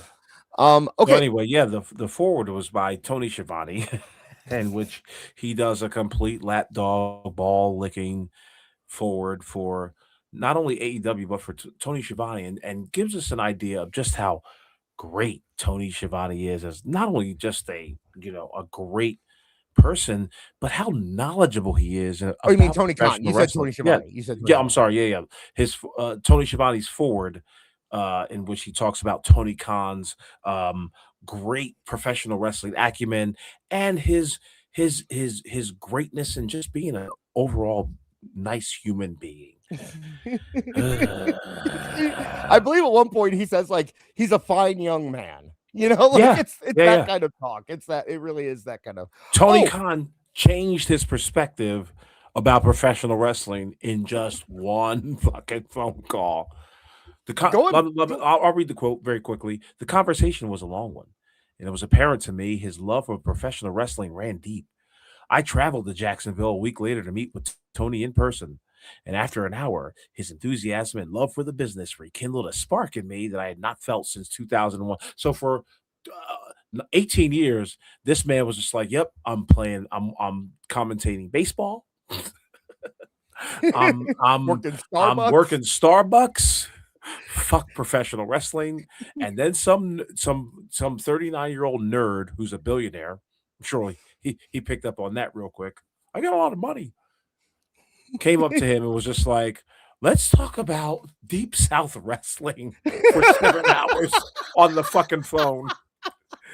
And let me see if I can rekindle your spark that you had in the professional wrestling." Not to jump ahead too much, but at one point in the book, Tony Schiavone compares the Young Bucks versus Kenny Omega and Adam Page to Ole and Arn Anderson versus Greg Valentine and Ric Flair from 1978. Mm-hmm. So they got the right one to write this forward. It's like, well, yeah, what are you even talking about? Oh my God. To flash back real quick, because it did make me think of something about the Cena thing. How it was, and I want to say, I think it was really cool that they mentioned Taz. At Shefedi6164 super chatted $5. Unlike you guys, I am here for the art of wrestling. Hold on. Here's a question right at this particular time. Would you like to do that? At Honor Sharp super chatted $5. Tony Khan is the kindest, bravest, warmest, most wonderful human being I've ever known in my life. Tilda Schiavone. There it is. Thank you. You just read the entire forward, buddy. Exactly. Thank you so much. That was awesome. Funny thing. Thank you, Chef Eddie, too. And funny thing, Chef Eddie, if you would have tipped that quote may have been read before your quote.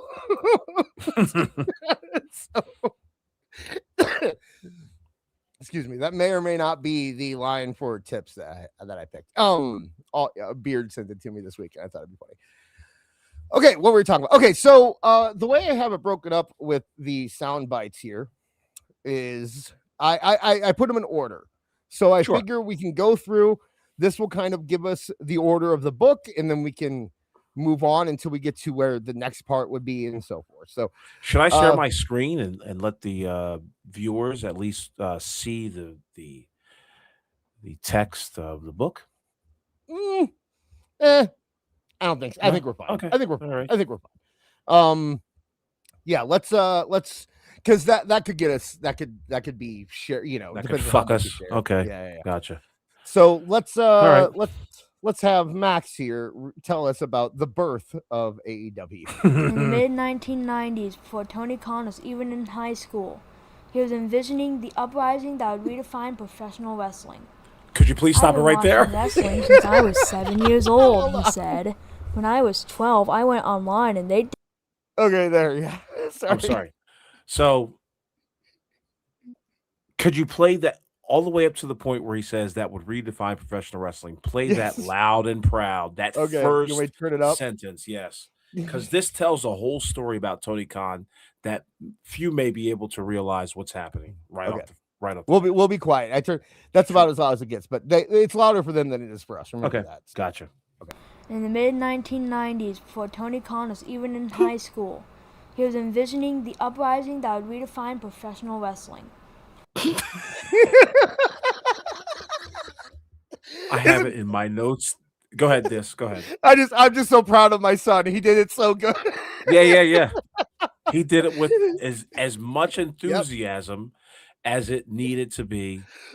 The direction I gave him was act like your teacher at school gave you, or you had act like your teacher at school made you read your report in front of all of the class. And I said that's the only direction I gave him, and I think he knocked it out of the park. Yeah. Home fucking run. But here it is, right here, folks. It was this very first sentence where I was just like, "Oh my God, this is a cult book." Yep. I'll read it aloud again. In the mid-1990s, before Tony Khan was even in high school, he was envisioning the uprising that would redefine professional. Was professional wrestling taking people's taxes? Were they steal? Professional wrestling is building a wall for communism. Professional wrestling hikes taxes and inflates the economy. Yeah, you had Stone Cold Steve Austin and The Rock marching people into the gulag before Tony Khan showed up. Professional wrestling is secretly building FEMA camps out of Walmart stores. It would take one man. And no, for the people in the chat, no, I did not make him read this book. I made him read selections of the book. Right, yeah. Don't report me or anything. Although you could probably make a pretty penny doing an audiobook version of Max reading the book of AEW. This is the longest one, by the way. And I do want to put, there were several times when he stopped and he's like, yeah, there was something that I know there was one or two times, especially when we get to the video game part, where he was like, did Awful write this? Is this like, he's like, this isn't real, is it? And I'm like, nope, it's real. My God. Let's let it go. Sure. I've been watching wrestling since I was 7 years old, he said. When I was 12, I went online and they didn't have Google yet, and I started... Okay. This is an actual quote from the books, folks. Yeah, well, also, I do remember at this point, too, we had to stop the first time because he goes, are you sure it's 12? And I said, yep, it's because he's 12. Mm-hmm. So he was just like, even he thought it was ridiculous. Asking questions about how professional wrestling really worked.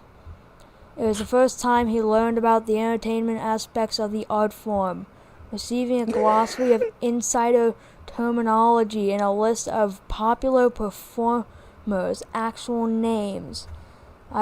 Please stop it right there. Because right there, this is the third statement in the book. Could you imagine if we really did a deep dive and went through every fucking statement or every goddamn sentence? But yeah, this is the third sentence. He thinks that he is gaining a business acumen of professional wrestling by getting a glossary of insider terminology and a list of popular performers' actual names. This is what I'm talking about, folks. Like, this is complete mark behavior. And somehow, some way, Tony Khan believes it in his head that this is enough. In fact, it says it later on in the book, like, Tony Khan believed that this was enough. He was a student enough of the game that he could run a goddamn $1 million professional wrestling business. Give me a break. The only 12-year-old who got the internet and didn't immediately search Sonny's boobs. Yeah, okay. Really. He went. Instead, he's He like, wanted to know Val Venus's real yeah, I was name. gonna say, yeah. Instead, he's like, I wonder what Greg the Hammer Valentine's actual not gimmick name is. You know, Give me a break. This is before Google, so it was what, GeoCities or fucking AOL, Netscape? probably. Yeah. So, all right, here we go. Never had anything explained to me like that, he continued. Did you hear him getting snarky? I had to cut that out. I had to be like, no, you can't do that. He kept trying to do it. Then Not read on how he needs to dial-up read it. internet, I found a group of fans who loved wrestling just as much as I did. We became friends, and some of them I'm Donna still in Sharp contact. super chatted $5. This is like someone claiming to be a captain of industry because they won Monopoly. Just wait, That's exactly Rachita. what this is. Just wait. You don't even know yet, okay? Dude. That's Where the thing, he is that- believes that he thinks that he knows what he's doing based on this book, you're gonna be like, I can't believe. I feel like we're gonna have to do like part 2 and part 3. we will. Yeah, I think we're only gonna get through like up to 5 here before we have to tap out. And Because this I is the have most 9. interesting part of the book. I have 9 of these. So, you know. Yeah, run them through. Let's do this. We'll To this day. Con has reached a point of no return. I started writing a newsletter that only my friends and myself really read. Jesus. He wrote a newsletter that only him and his friends read. So him and 4 other dudes came up with like the Wrestling Inquirer newsletter. And they all read it, and they wrote it on that stupid yellow paper, notebook paper. You know who his friends were, right? Who? The same guy who said he was Luthez, and the guy Donnie who said Ray he was, Birchfield. Yeah. Dave Meltzer. Yeah. Hey, some little 35-year-old man that lived in Philadelphia. Gave him free tickets to ECW. I love your newsletter. It's wonderful. It's one of the best for a 12-year-old.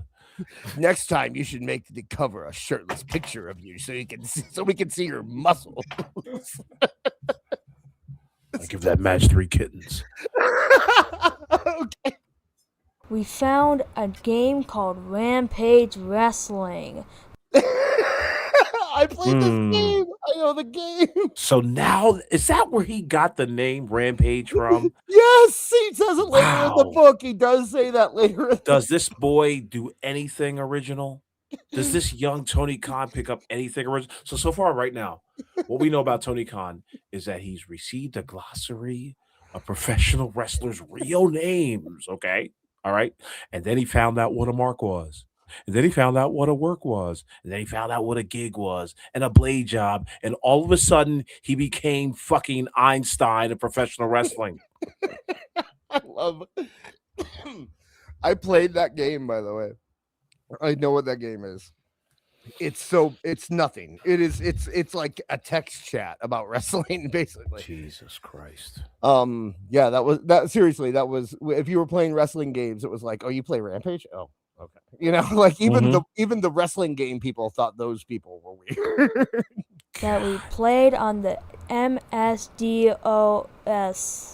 I kept that in. That right move. Do you think it's the right move to not correct him on MS-DOS? I thought that was the right. The fact that Max went AI on us, that was pretty cool. That's exactly how AI would do it. Not even pictures. But we had ratings for agility, size, skill, even for people who fought dirty.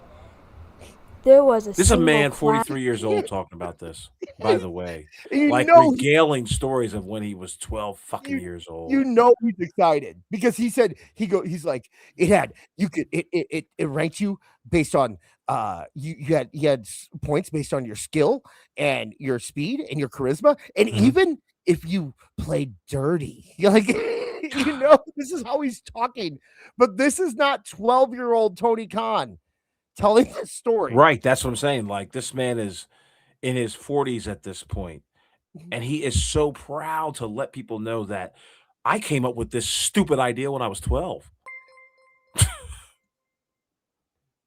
At Liquid Fox. 85 super chatted $3.61, and that's when my friends realized the money wasn't worth it anymore.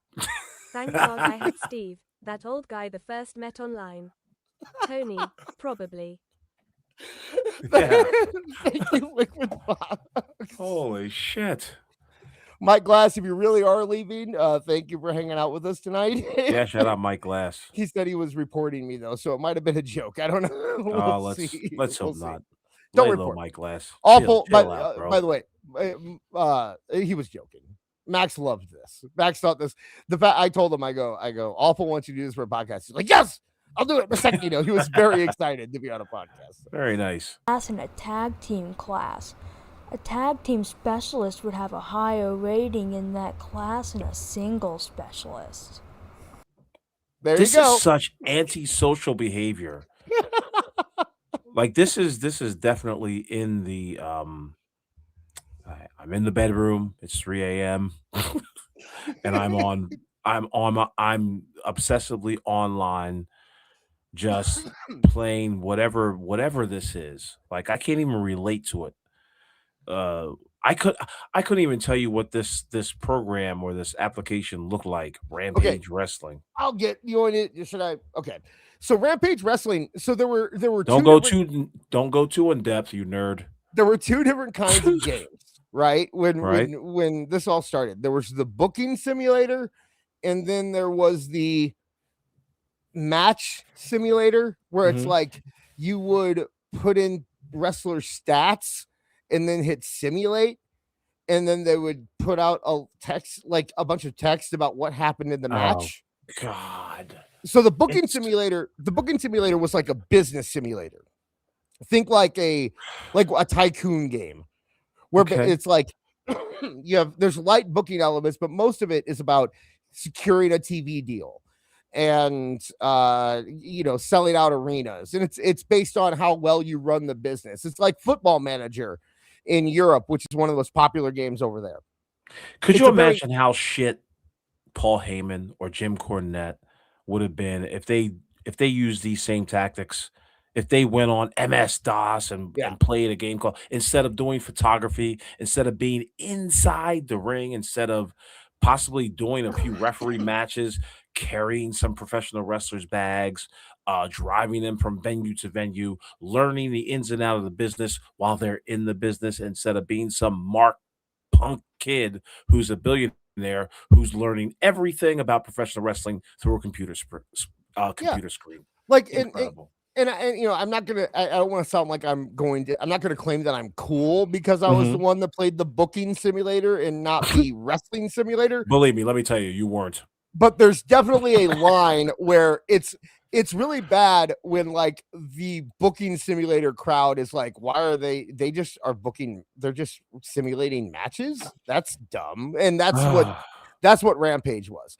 But I where is to go off your point, like. I always wanted to be in the business, but I have hemophilia. So that is a big problem with being in the business. So what did I do? Did it say on the door, no hemophiliacs? Training center. Mean, come on. Yeah, pretty much. If I would, it was not a possibility. And so what I did is I hung out at shows. I started getting to know the question right at this particular time. Would you like to do that? Atona Sharp super chatted $5. Watch it AEWFUL. You know the next guys are gonna come up booking WWE 2K. That's true. That is true. They're doing the GM thing on WWE 2K. Thank you so much, Regina. But yeah, so what did I do? I wanted to be in the business somehow. I went to the guys and I started talking to them. I went to backyard shows of guys that I knew were actually training to be in the business, got to know them a little bit. I started setting up chairs for a local company. I eventually did a public access show, and that turned into me doing interviews backstage for companies. Like I worked my way into it. I didn't do what Tony did, which is just pay your fantasize. Well, you fantasize until your dad buys. Well, you fantasize until your dad pays a bunch of money to let you get in there.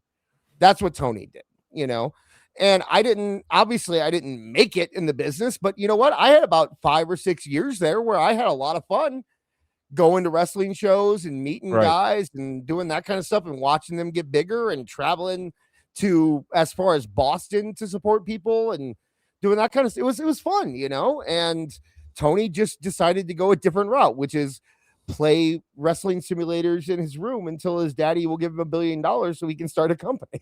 Yeah, dude, he really truly did create an entire lane for himself in that respect. I mean, even Eric Bischoff, I was like, who else followed this path of like started from nowhere and now we're here? Even Eric Bischoff had to carry the bags, I believe, of Bill Watts at some point, you know, or excuse me, carry his coffee. Like, but he started in the dregs. Cornette started in the dregs. I never got out of the dregs. That's the thing. I never Yeah, got I out mean, of it. and that's where, you know, some people hit their ceiling, and that's just the nature of the beast. It is what it is.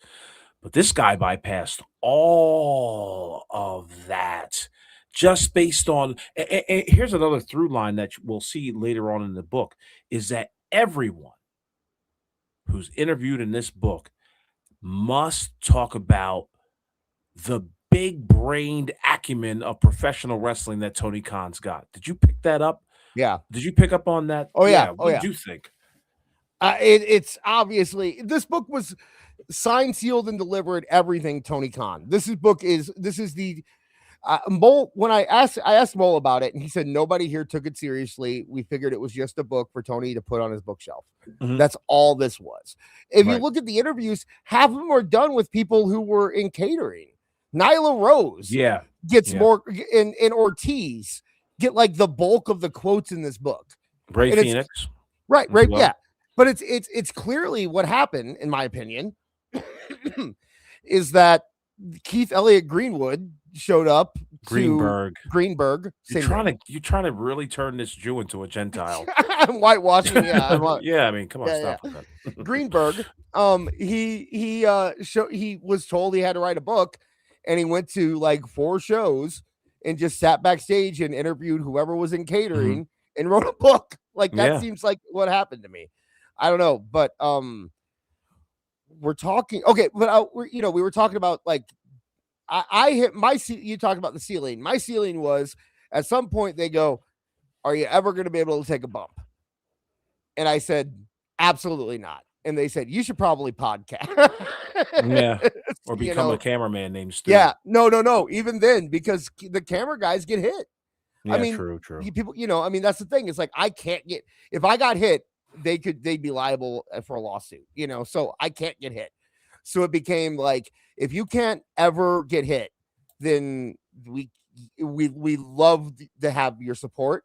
And if you want to keep setting up chairs, we'll be more than happy to let you do that. But I would recommend getting involved in the podcast. Want to drink with us at the bar? Yeah, exactly. Yeah. You want to smoke with us after the show, hang out in the parking lot, we'll do that, but we can't do anything else with you. You can't go any further. So, but next we're talking about the video games. There's more video game talk. We're not even done with the video game talk, people. So, wow. Let's get to the second clip here. At one point, the plan was to call the promotion Ultimate Elite Wrestling. Eventually, it switched over to All Elite Wrestling. Together, Harrington and Khan examined the inner workings of WCW. Okay, so I forgot I didn't have him talk about that. So Ultimate Elite Wrestling was the name that he gave his company in the game. Ultimate Elite Wrestling, folks. I mean, again, where's the creative prowess of this knuckleheaded kid? Like, where is the like, maybe I'll go with my second or third choice. Maybe I'll clean up my first choice. Where's that switch in Tony Khan where it's just like the first idea is not the best idea? He did. It was Ultimate Elite Wrestling, and he changed it to All Elite Wrestling. Awful. Thank you very much. True. That's true. That will be his only, like, that's where he corrected himself. He made a self-correction. Do you buy it? Because I completely buy it. You think it's Kismet because he named his company in the game Ultimate Elite Wrestling, and then just magically he hooked up with the people called the Elite, and it was it was meant to be, and they all came together and created All Elite Wrestling. You really believe that? No, I believe that him and Chris Harrington, the guy who actually was the uh before Chris Harrington became the vice president of Yeah, tell them AEW, this. Chris Harrington was a founder, I believe, Yep, of WrestleNomics. that's right. Hi, Brandon Thurston. Yeah. Hi. Could you Not imagine that? biased, not biased at all. Nothing wrong here. Yeah, yeah, Chris Harrington. But no, but he said he named his wrestling company Ultimate Elite Wrestling back when he was like 13 playing Rampage Wrestling. Well, that I did not know. I thought it was because Chris Harrington and Tony Khan were banting about names in which to call the company, which I thought because I actually have that highlighted in my copy here. It talks about like them trying to come up with a name and ultimately settling on All Elite Wrestling. But here's the thing. They spent weeks tried to come up with a name for this company. That was their top priority. Forgetting about building the foundation of the company from the ground up. Like, how are we going to make money? You want to put your sole focus on the name of the company, which I believe was strike 2 and 3 right there. Yeah. But let's continue. Let's finish. We not much longer. On information that the company had made available. Was there anything we could learn from how WCW was structured? Harrington said. The shows had been on TBS and TNT, and we looked at the way they ran their television. We looked at their pay-per-views models, how they told stories. There you go. They took all of their inspiration from a company that failed. A company that failed. Like, let me get my financial advice from Bear Stearns real quick. Let me hold on to the tenets of Fannie Mae. I mean, that's what I'm saying. Like, imagine. I had it written in my notes. Like, Tony Khan is the type of person that looks at a VCR and then comes up with the idea of a blockbuster. Yeah. There's this weird cope now also. There's this weird cope that WCW died because of WWE greed and that they bought them out and that they absorbed it. That's WCW died because they got canceled.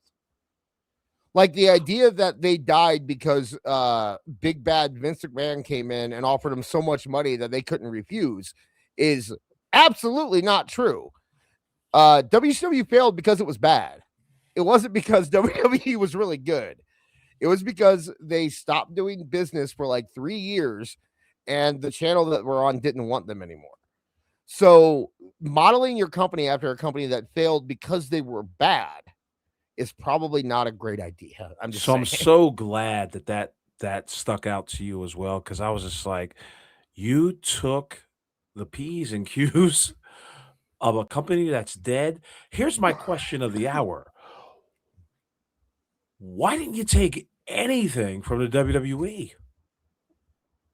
Good question. Or at least, well, I think they did. They just don't admit it, right? Like, dumb. I mean, there's things they definitely took their talent when they got too old to work in WWE anymore. Yeah, but again, it looks like they took the from COVID test. WCW's playbook by doing such a thing. That's true. Yeah. You know what? So You're not wrong. Geez, I'm glad you pulled that quote too, because I mean that's it's so. First off, where's our music? I didn't want it to play over. Okay, Max, gotcha. So yeah. All right, sorry. You know how I like let things breathe, but yeah. But I mean, ultimately, you've taken from a dead brand again. Yeah. You wanted to find out the structure and the inner workings of the World Championship Wrestling. Why would you do that? Then you wanted to find out the basics of how they ran television. well, why were you talking to guys like Brad Siegel or even Eric Bishop? And you probably were. But after that, it's just like, when was that call to Stephanie McMahon going to happen? Right. Or when was that call to Shane McMahon going to happen? It's ridiculous. Can I rant? Do you Sure. mind if I rant a little bit? They are in a time right now where any company could succeed, no problem, because WWE has never been this open to having competition, to having other companies that are out there. They will even work with them. Okay, you don't have to be on your own. You can work. We could have a world. There is a world that exists where every company is sharing talent and wrestlers are going back and forth, and we're having super cards every year in giant tournaments that have every wrestler from every company. There's a world that exists because clearly WWE is open to that. The only people that are keeping that from happening is AEW. Yeah. You know, it's ridiculous. Tony Khan and all the AEW fans are constantly talking about, oh, we opened the forbidden door. WWE is working with TNA, All Japan, Noah, AAA, GCW, Rev Pro. Like, they're working with so many different companies. Triple H is obviously open to making this kind of an open thing and having everyone work together. The only people keeping it from happening is AEW. If they didn't constantly attack WWE and constantly do that crap, then we'd be in this like utopia of wrestling right now. And we're just not, because Tony Khan has to have the biggest dick in the room. You know, it's so annoying. That's all you get from this book. Yeah, we had talked about earlier, like after page, like everything's kind of interesting up to like page 200, and then of course it's just like a glazing of almost every pay-per-view that they've done and how great each and every match was, and a little trinket of information on like the backstory of how a match came about. But there's nothing really interesting as far as like the formation of this company. And you know who's not really like, whose presence is not really felt in the book? We talked about this. Yeah. Cody Rhodes, his presence is not really felt in the book at all. Yeah, and well, I don't want to spoil it, but What's CM the Punk, spoil? It's a shit book. well, because no, I'm not talking about spoiling. I'm talking about spoiling our show because we might not get to it this week. I don't want to. Yeah. I don't want to ruin the big reveal at the end when you find out that CM Punk is apparently still in AEW according to this book. But okay, so the next one is they never have him exit out of there. Yeah. That's for damn sure. Yeah. All In. So we had All In. This is the original All In. This is not the revived England All In. Okay, so here we go.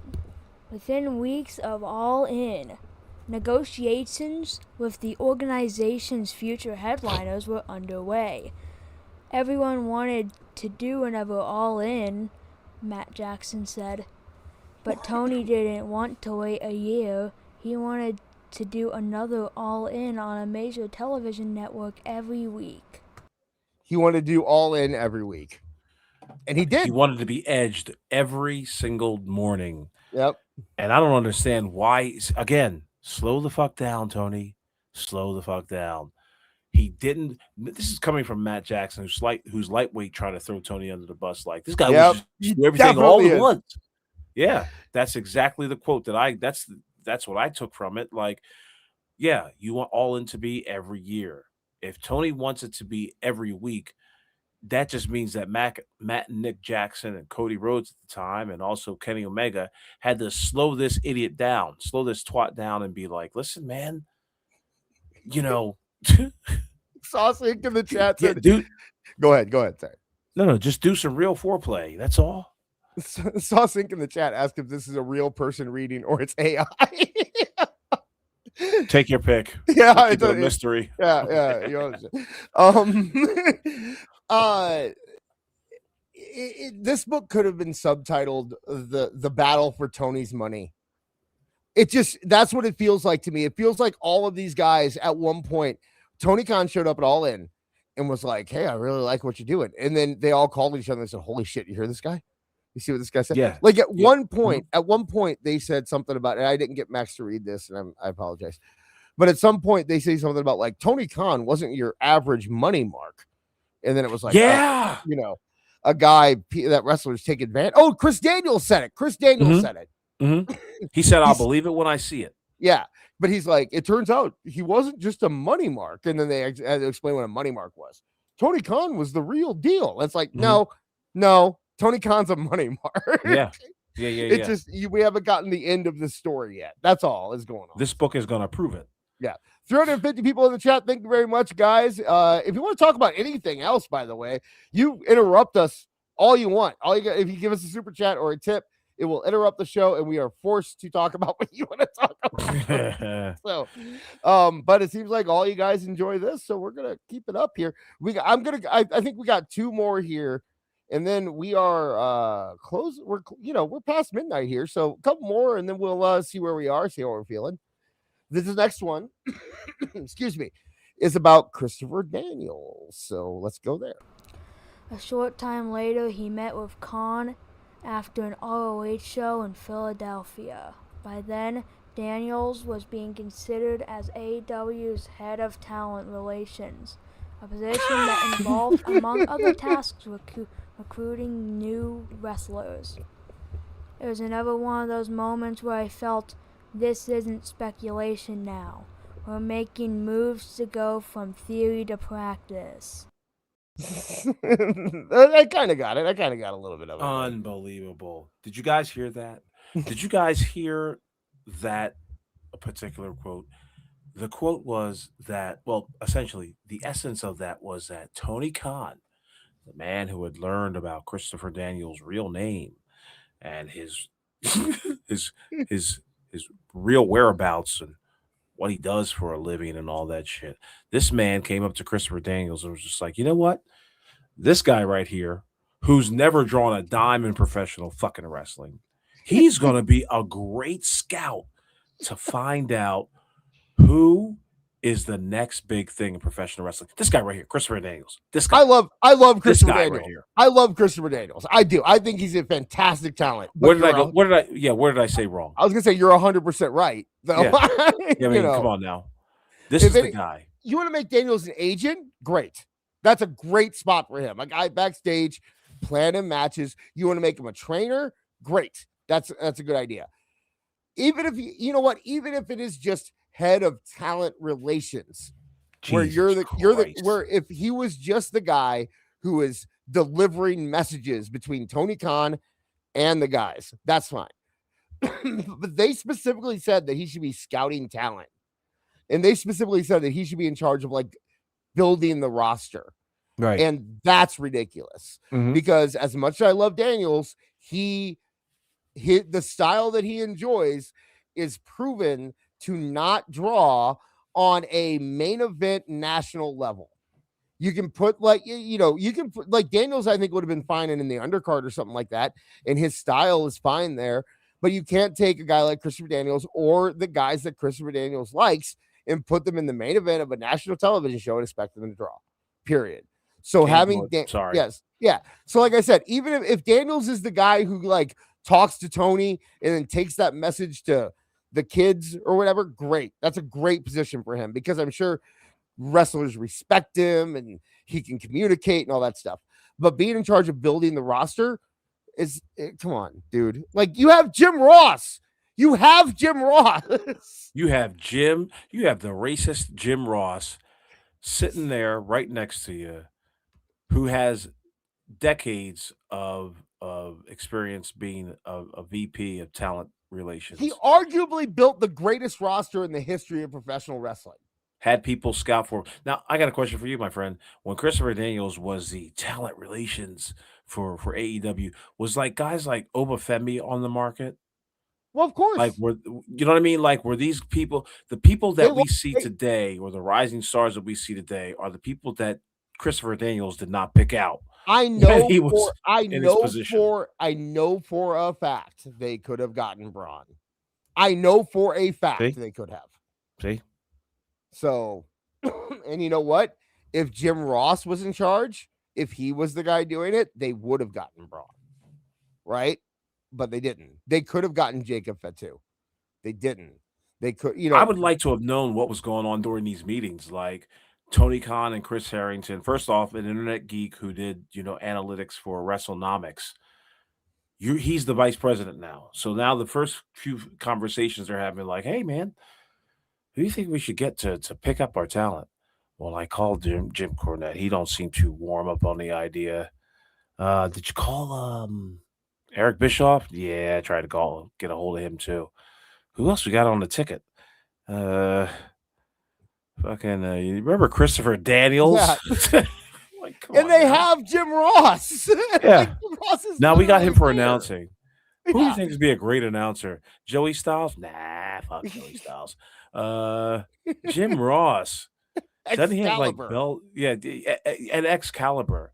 Well, doesn't Jim Ross have like some sort of speaking problem? Nah, he'll be fine. He'll be good.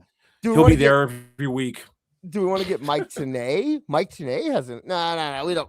He's TNA. No, we don't need Mike Tenay. We don't need Mike Tenay. Oh well, Mario. He smokes a little bit too much pot. Yeah, Mario Renault. What about that guy? Mario. He just left WWE. He needs a lighter schedule. We'd be good. Nah, that guy sucks. Kevin Kelly. Kevin Kelly, one of the best play-by-play guys of all time, and nobody would deny it. No. Don't need him. I got this dude in the mask who said the N-word a few times. He'll be perfect for it. It's ridiculous. Okay. Next, we got a little from MJF. Here's what I think we're gonna do. Let me see how you feel about this. Awful. I think we get through this next one. I have 4 more after this. I think we save that for the next show because I feel like I kind of want to get into the beard thing before we go. Okay, definitely. Beard is our boy, and I think he needs a little. We need to kind of support him a little bit right now. So we'll get into that. He's getting attacked online, so we'll get into that a little bit. But let's get through this MJF one, and then we have 4 more wonderful sound bites for you coming up. Actually, we'll do the MJF one, and then we'll hold off and we'll go into right into beard, and we can definitely do part 2 of this because this book, while completely juvenile, completely fictitious, in its portrayal of the company. Amazon called it from day one. The day they put it up on there, it was just like, this is fiction, folks. Yeah. And it's for preschoolers. How about that?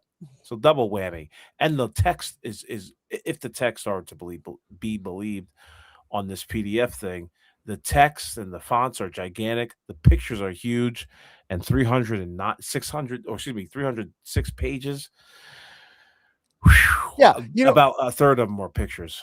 I was thinking about before, like, if I was trying to figure out something good about this, it has beautiful pictures. The pictures are well taken. They're obviously a skilled photographer. The writing, I didn't notice a lot of grammatical errors. Yeah, it's written competently, and that's about as far as I can get on that. True. But let's go to this last one, and then we'll hit up the beard stuff. MJF told the crowd that he was the fastest rising star in pro wrestling.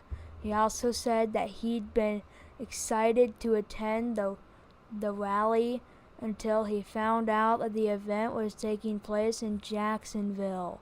The fans booed loudly. That was my job, he recounted, to go out there and make the people hate me. Good job, MJF.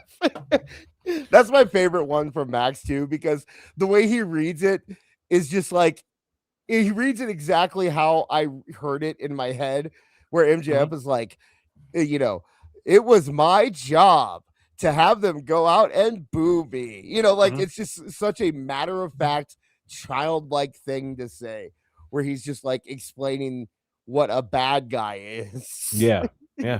So fucking juvenile. In my video, Death of AEW episode 2, I go into a series of quotes that famous and influential and profitable wrestling promoters talk about, and one of the quotes is from Fritz von Erich, and he says, you want to make your heel hateable enough that they spend money to watch him get his ass kicked.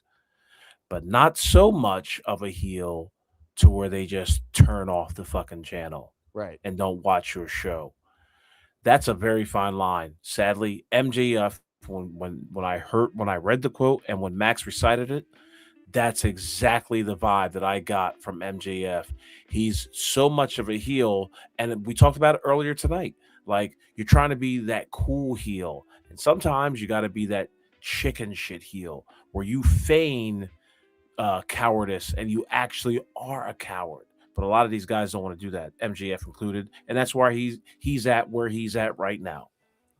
So, do you want to save this part of it, the information that we got about why this book may or may not have been written? Dude, do we want to yes. save that? Because while I think a lot of people kind of would understand, especially knowing that one of the co-hosts of this show is trying to write a goddamn book, right? I mean, yeah, we can talk about that next week. Okay. Teaser. Yeah, that's a teaser. We have a lot of hard circumstantial evidence that may point to the fact that somebody's trying to put out a book before another person's trying to put out a book.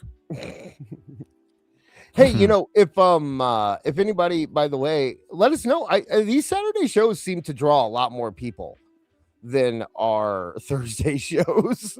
So, if anyone is, which is cool.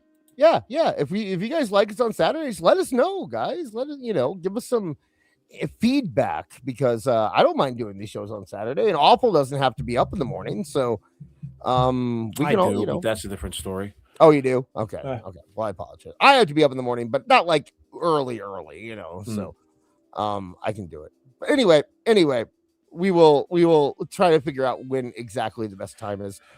But right now, yes, our good friend, a wrestling neckbeard. Sorry, and his tag, by the way, I looked up. It actually still is at AEW neckbeard. Yeah, so I was just about to say it's AEW neckbeards. Yeah, it's not his name isn't that, but that is his tag. So if you look him up, that's where he is.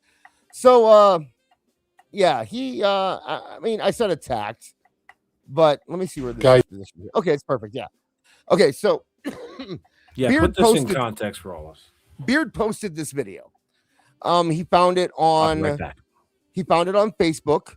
It was just something that he thought was funny, and he decided to post it, take it from Facebook, and post it on Twitter.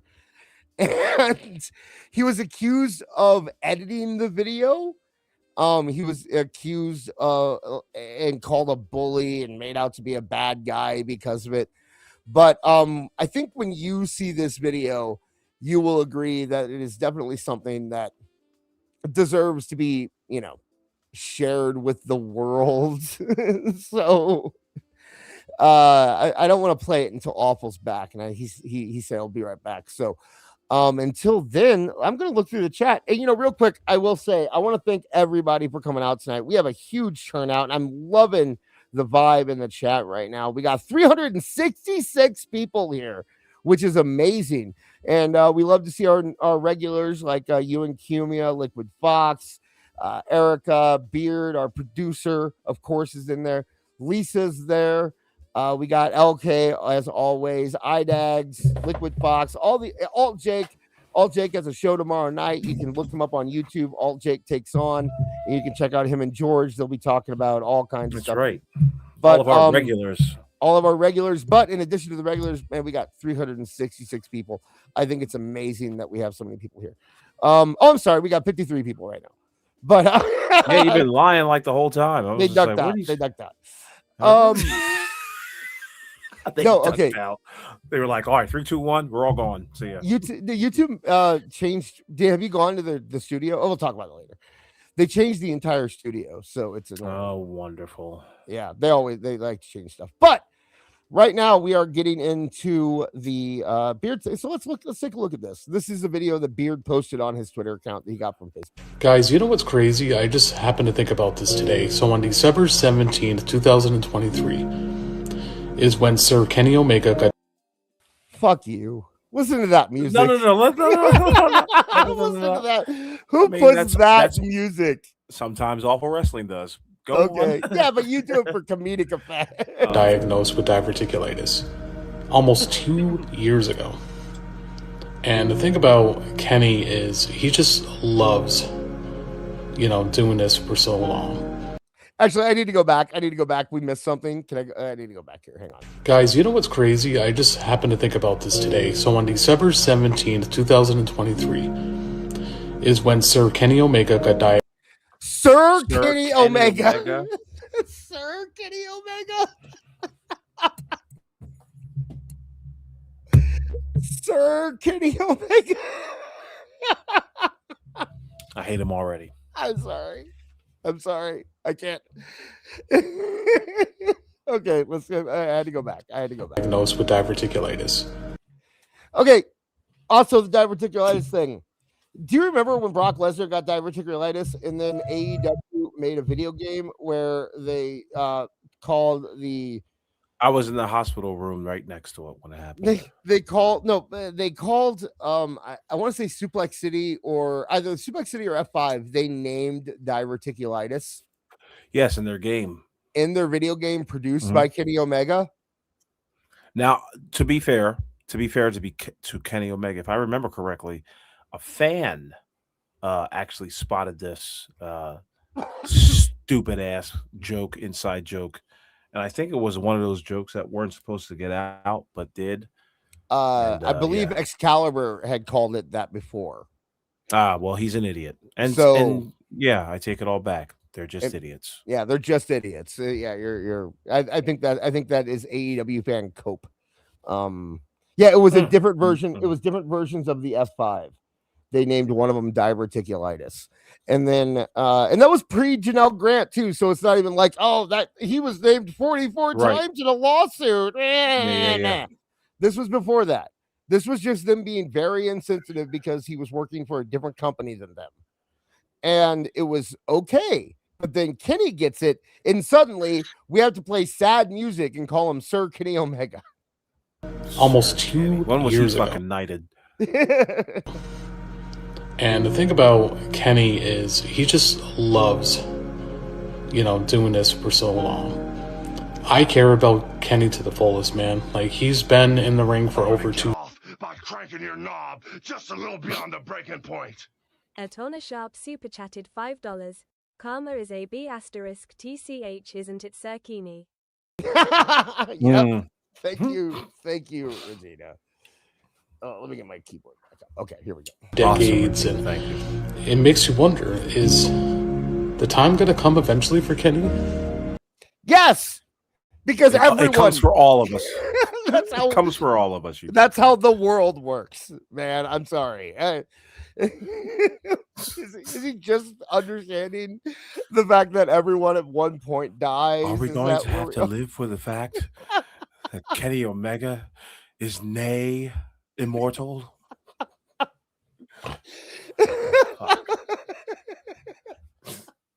This is so dumb.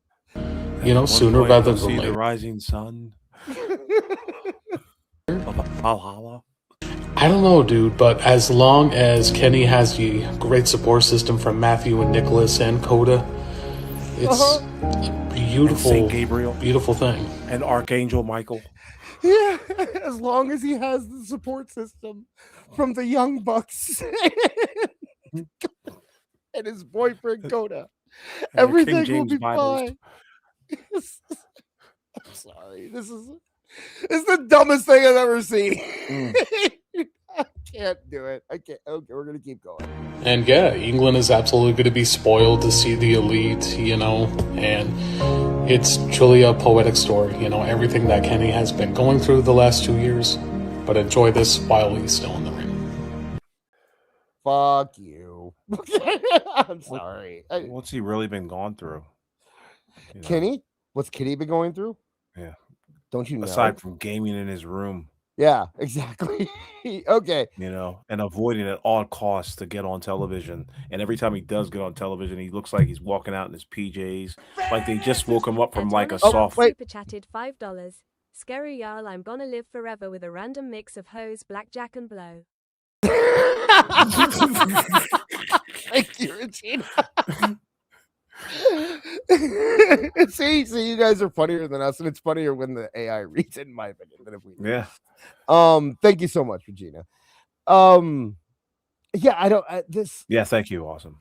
this parasocial relationship is just ridiculous. You know, like the idea that you think that what you're like, what connection do you have with Kenny outside of him being like, that's the thing, like we were talking earlier about like wrestling making you feel, it's like, yeah, because it's fake, because it's not real, because these aren't real people, and I can, it's amazing that I can get invested in a fictional product, but these people are engaging with them as if they're friends, as if they know them. That is cult shit, man. That is cult shit. But you're exactly right.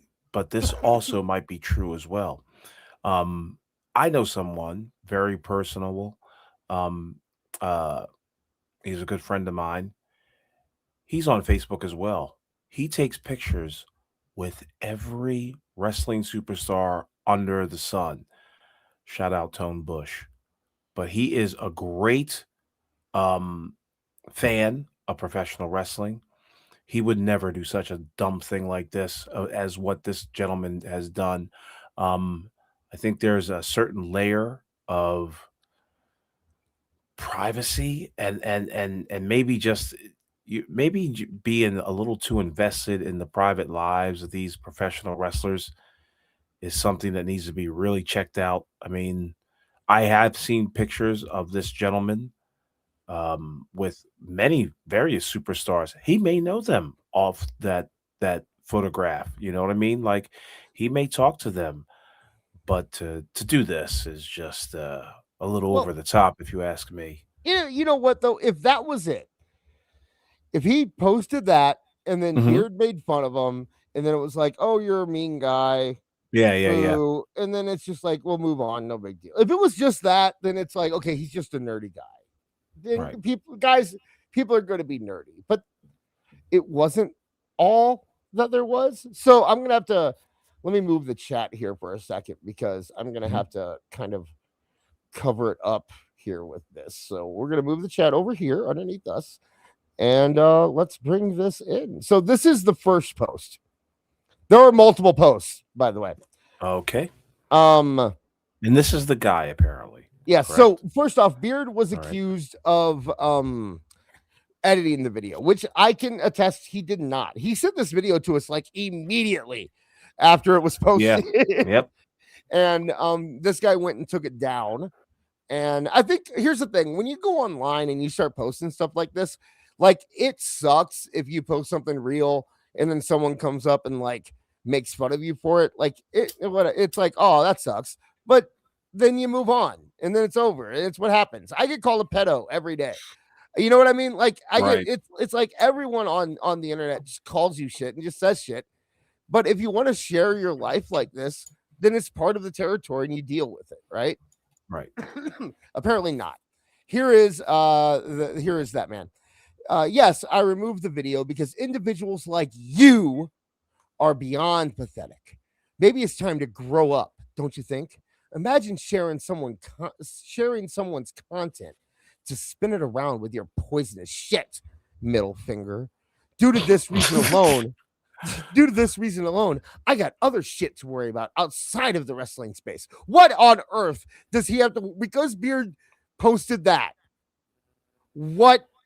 How does that affect his outside life? How? What we know for a fact that he's got to pay for internet service. Okay.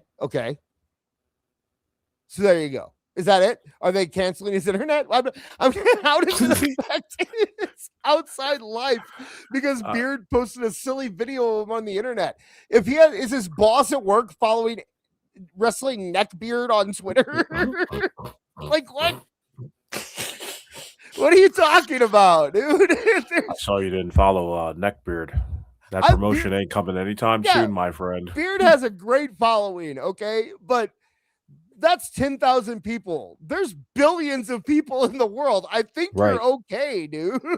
You know, come on, man. You be all right. You'll be fine. I think all of us have come back from worse than this. Personally, I think that's part of the reason that I feel free to talk about it, is because if this is the worst thing that ever happened to this dude online, then he's living the dream right now. Okay. And he really hasn't really seen or understand what real poisonous shit on the internet is. No. By no means. Because he's never had to deal with AEW fans. Okay, what was that? That being said, I will be taking a day off from posting tomorrow. When I post again on Sunday, I'm no longer Who are these people that they think that they can just be like, listen, I'm going to be taking a couple days off. So if you start tearing up, welling up because you don't see my post, you might be on the ledge, you might be on the edge of the bridge. And you don't see me posting, you feel like jumping. Listen, I'll be here Sunday. Yeah, exactly. Look, guys, this hit me really hard. I think I might not have to go on the Twitter app on my phone tomorrow. Or I'm sorry, the Facebook app on my phone tomorrow. Right. Well, I will. I just won't post. But yeah, Sunday, I'll still be lurking. Sunday, I'll be back. Yeah. It's a 24-hour. It's a 24-hour thing. It's like you get upset, Ridiculous. but it's very dangerous for 24 hours. But then after that, I'm in the clear. When I post again on Sunday, I'm no longer posting videos on people who shed that negative light. It doesn't do any justice. What does that even mean? I'm no longer posting videos on people who shed the negative light. He didn't make a video about Beard. He made a video about Kenny Omega. So what does that have anything to do with what happened here? I don't know. Anyway, have a good night. Okay, so that's his first one. Now, clearly, today's Saturday, isn't it? Huh. Because he said he's not posting. So clearly, there's no more posts after. He's posting. Yeah. Wait a second. But he said he wasn't. Anyway, I made a post regarding this earlier, and here's what I have to say about it. He's talking directly to Beard. Okay. He didn't retweet him though. He took a picture and right. People like you will always find ways to make me into a joke. I did delete the video, yes, but it's just the fact that you sit at your keyboard or on your phone thinking it's okay to post poisonous material. That's weird as fuck, man. I appreciate you taking the effort to post something that just makes me win more than you. How many people watch that video and go, you know what? I'm on that guy's side. I'm with him. I'm with him. Hashtag I'm with him. That's Hillary Clinton. Yeah, really. But he has a good quote. Adam Copeland said it best. Sorry. I'm sorry. The great Adam Copeland said it best. How do so many of you all out there have the time to maintain all that hate living inside of you all of the time? All the philosophical greats. Yeah, you got Socrates. You got Plato. Oh, and Adam Copeland.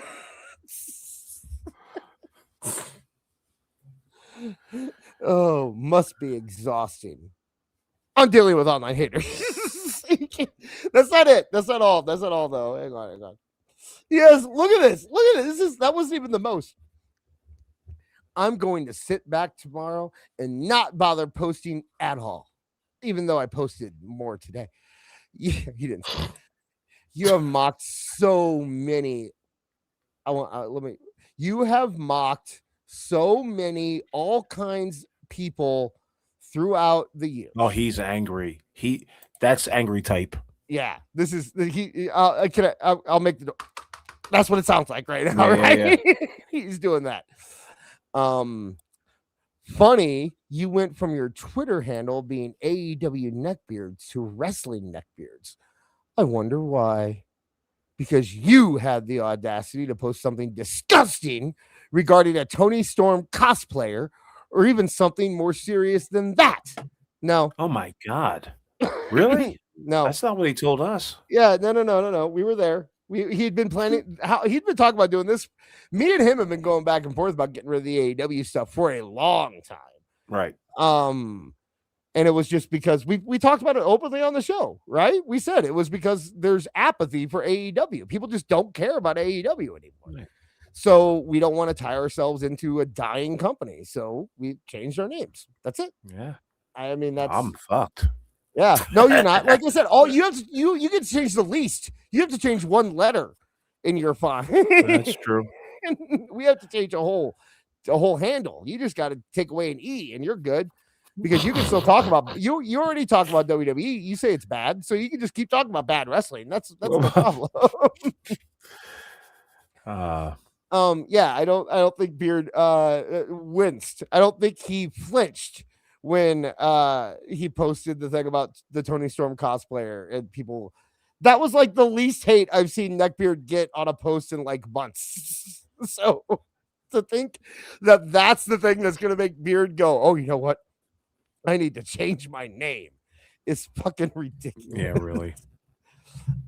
Yeah, okay. Boy, it's so crazy how wrong people are. Yeah, Beard points out, made a good point. You don't have to change anything. You're literally writing a book about them. So you can be called this forever, dude. You're fine. We're the ones who have the problem. We don't have an end result. Like you could, because you could always be the guy who wrote the AEW book. What are we after AEW goes out of business? Contributors. Yeah, exactly. Yeah, I'm the guy who had a citation in the AEW book. I have thought about wrapping. Okay, I'm sorry. It took me a second. I wanted to make sure that this wasn't something I shouldn't be reading. Was in danger. Atona Sharp super chatted $5. You can't grift off a corpse unless it had a pretty wife. tilde, the great philosopher Adam of Copinglands. Yeah. Thank you, Regina. Oh my gosh. Okay. Beard in the chat.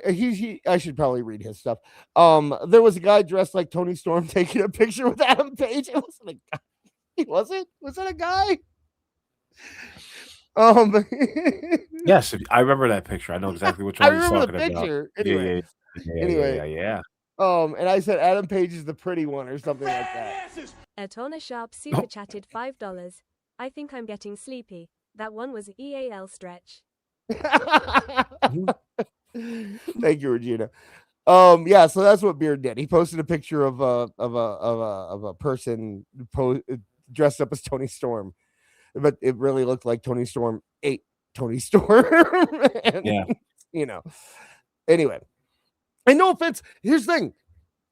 Whatever, do what you want to do, live your life. But if you're going to post pictures on the internet, people are going to judge them. That's just the way it is. Everything you post online is open season, man.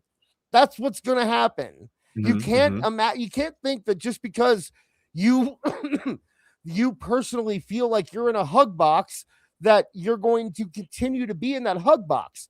People are going to find what you do.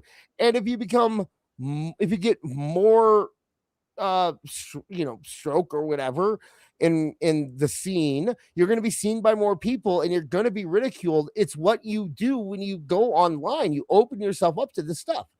I'm sorry. It's not nice. It's not pretty, but we had to learn that lesson a long time ago. And we did. Boy.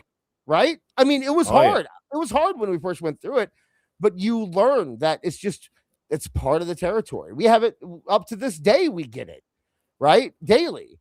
And it's just something you got to deal with. And sometimes it can even be people that you trust and you're friends with that are going to do crap like this for clout, because that's what people want.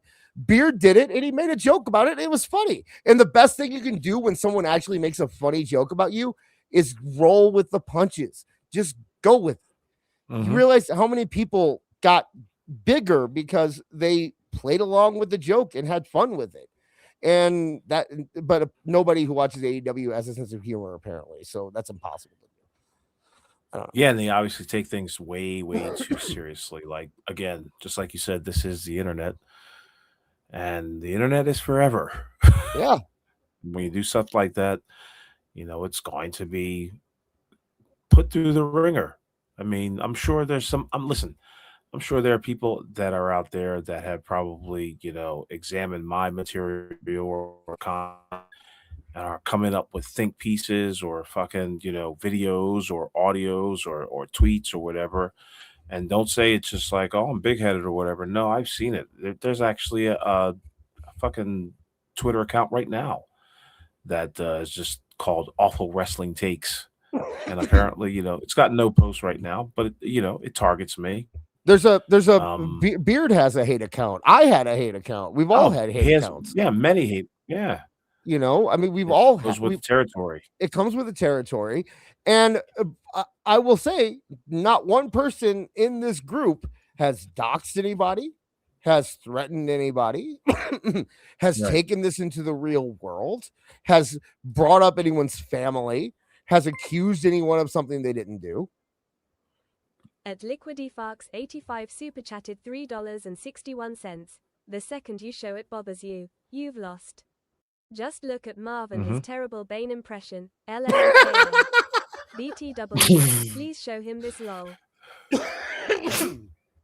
It is a pretty bad Bane impression. I can't do any impressions, so I can't say much.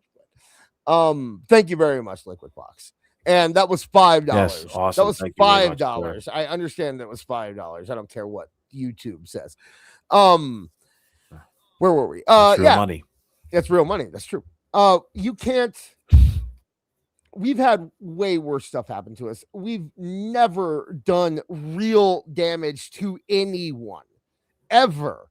Like I said, we've never taken this in the real world. We've never made threats. We've never doxed anybody. We've never attacked families. We've never made accusations. None of it. And if somebody says we have, they are lying. Okay? None of us have ever engaged in that. In fact, I lost half my audience because I stuck up for someone who didn't like me, who was getting doxxed.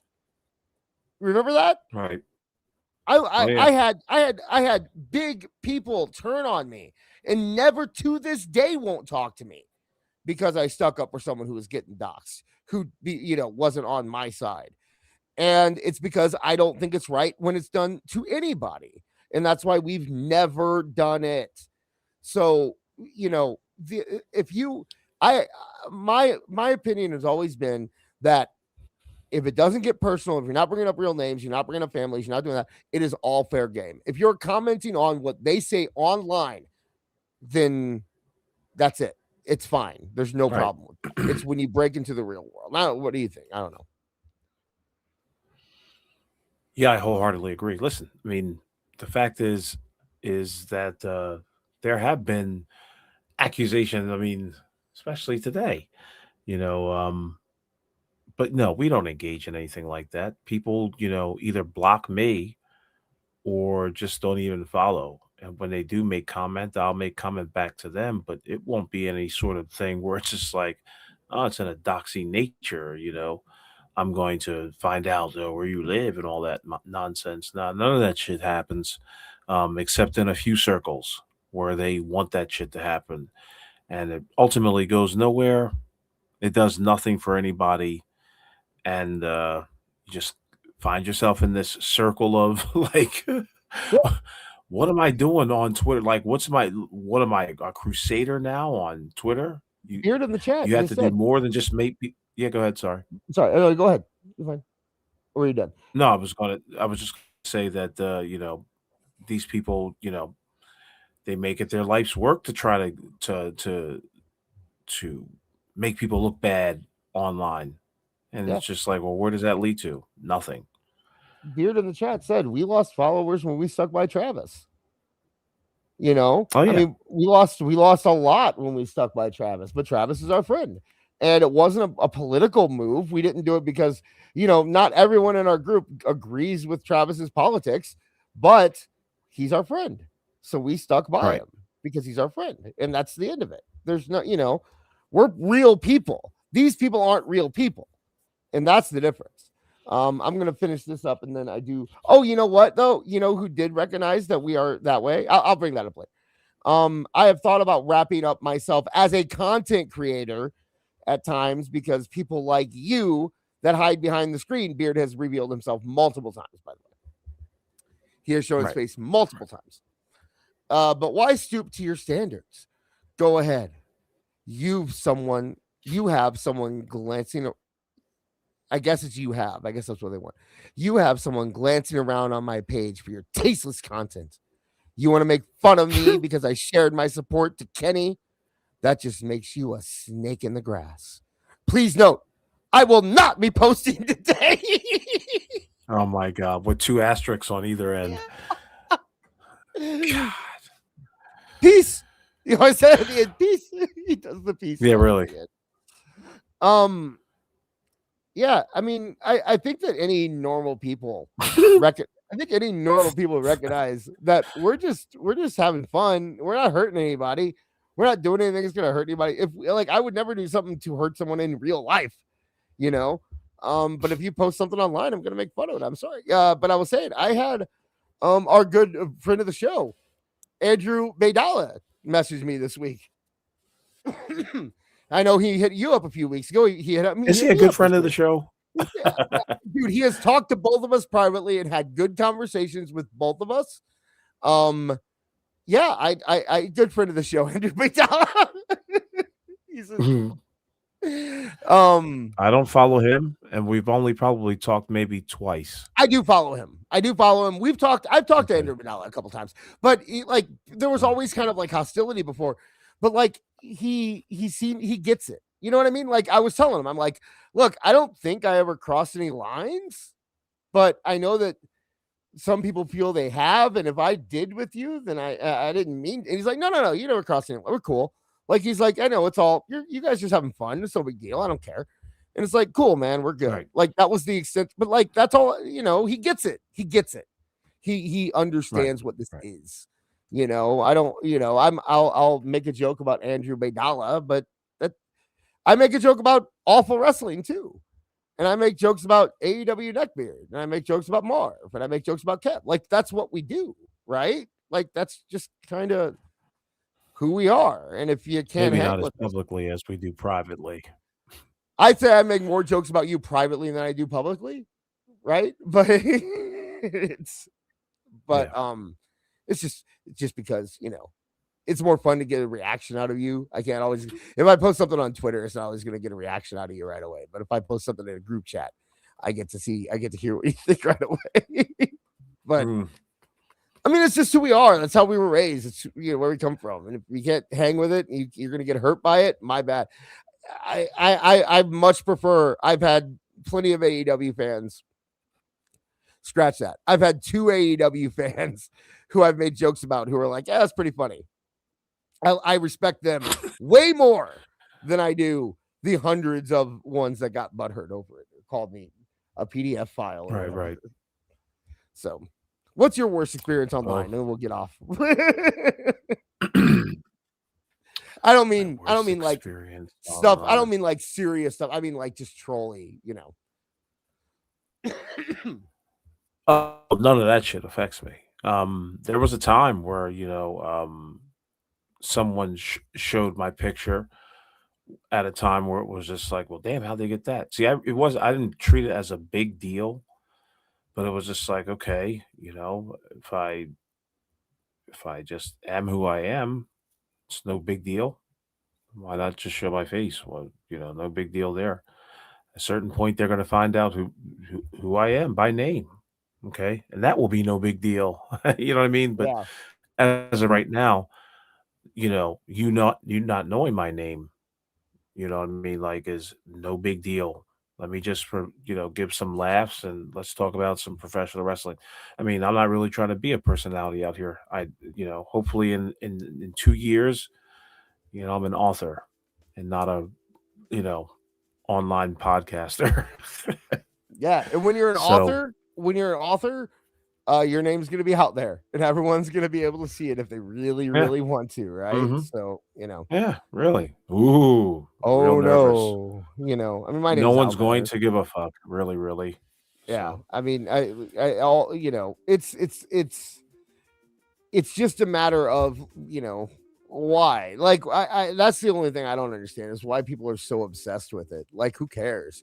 Right. I don't, who you are, or who, well, okay, that's not true. I was going to say, to me, AEW neckbeards is just AEW neckbeard. But that's not true because I know, like he said in the chat, people think we get into our group chats and we, hatch schemes against people. But we get into group chats and we like share recipes and talk about our kids and try to make each other laugh. Like that's what we do in our group chats. It's not, or we share recipes. What the fuck are you talking about? Me and Beard share recipes. Oh, okay. There you go. Specify that. You've seen us where we're talking about like, look at this turkey. You look at my shepherd's pie. How'd you make that? Like we do that shit all the time. Beard's my white boy sharing bakery secrets. That's right. Underneath my nose. But yeah, it's like we're just dudes. We're just real people. And I don't know. You all know my name. Who cares? I'm Dan. Hi. Oh, here we go. Donna Sharp super chatted $5. AEWFUL will comfort himself with all the money he makes. Okay, with the $20 he makes. Jay. Yeah, that's about right. All right. Be given back to you in some sort of refund.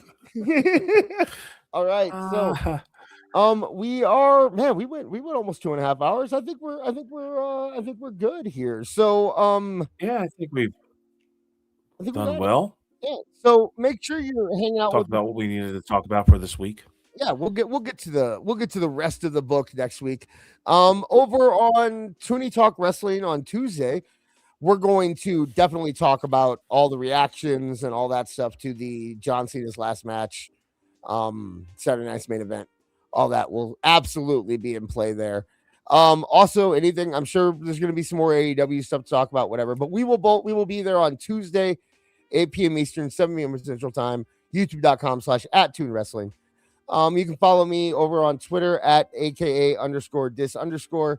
Or if you want a link to the Discord, message me there, or email email AEW Disciplinary Committee at gmail.com, and I will send you a link there. Awful. Go ahead. Well, you can catch me here on youtube.com at Awful Wrestling. Please hit that like button right now. If you could, that'd be awesome. And also, if you could, subscribe. I think you'd be doing yourself a great service and doing us a great service as well, because we kind of like putting out this content for you guys, whether there's 56 people or 256 people. And hopefully we'll continue to do so and make you guys the weekend go a little smoother. Oh, also on twitter.com at Awful Wrestling. And of course, every Tuesday at 8 on Toonie Talk Wrestling. Yep. And then we should be back here. I don't know. We'll be back here next week. Yeah, we might be. We might not be. Not sure. Oh, really? Okay. Yeah, really. If you listen to Toonie Talk Wrestling this week, you'll be able to find out where you can find us next. So, all right. Yes. And thank you guys so much for tuning in. And we will. Yeah, really. Thank you guys for showing up. Yeah. You guys came out hard tonight. So thank you so much. And we will see you guys Tuesday. Have a good night.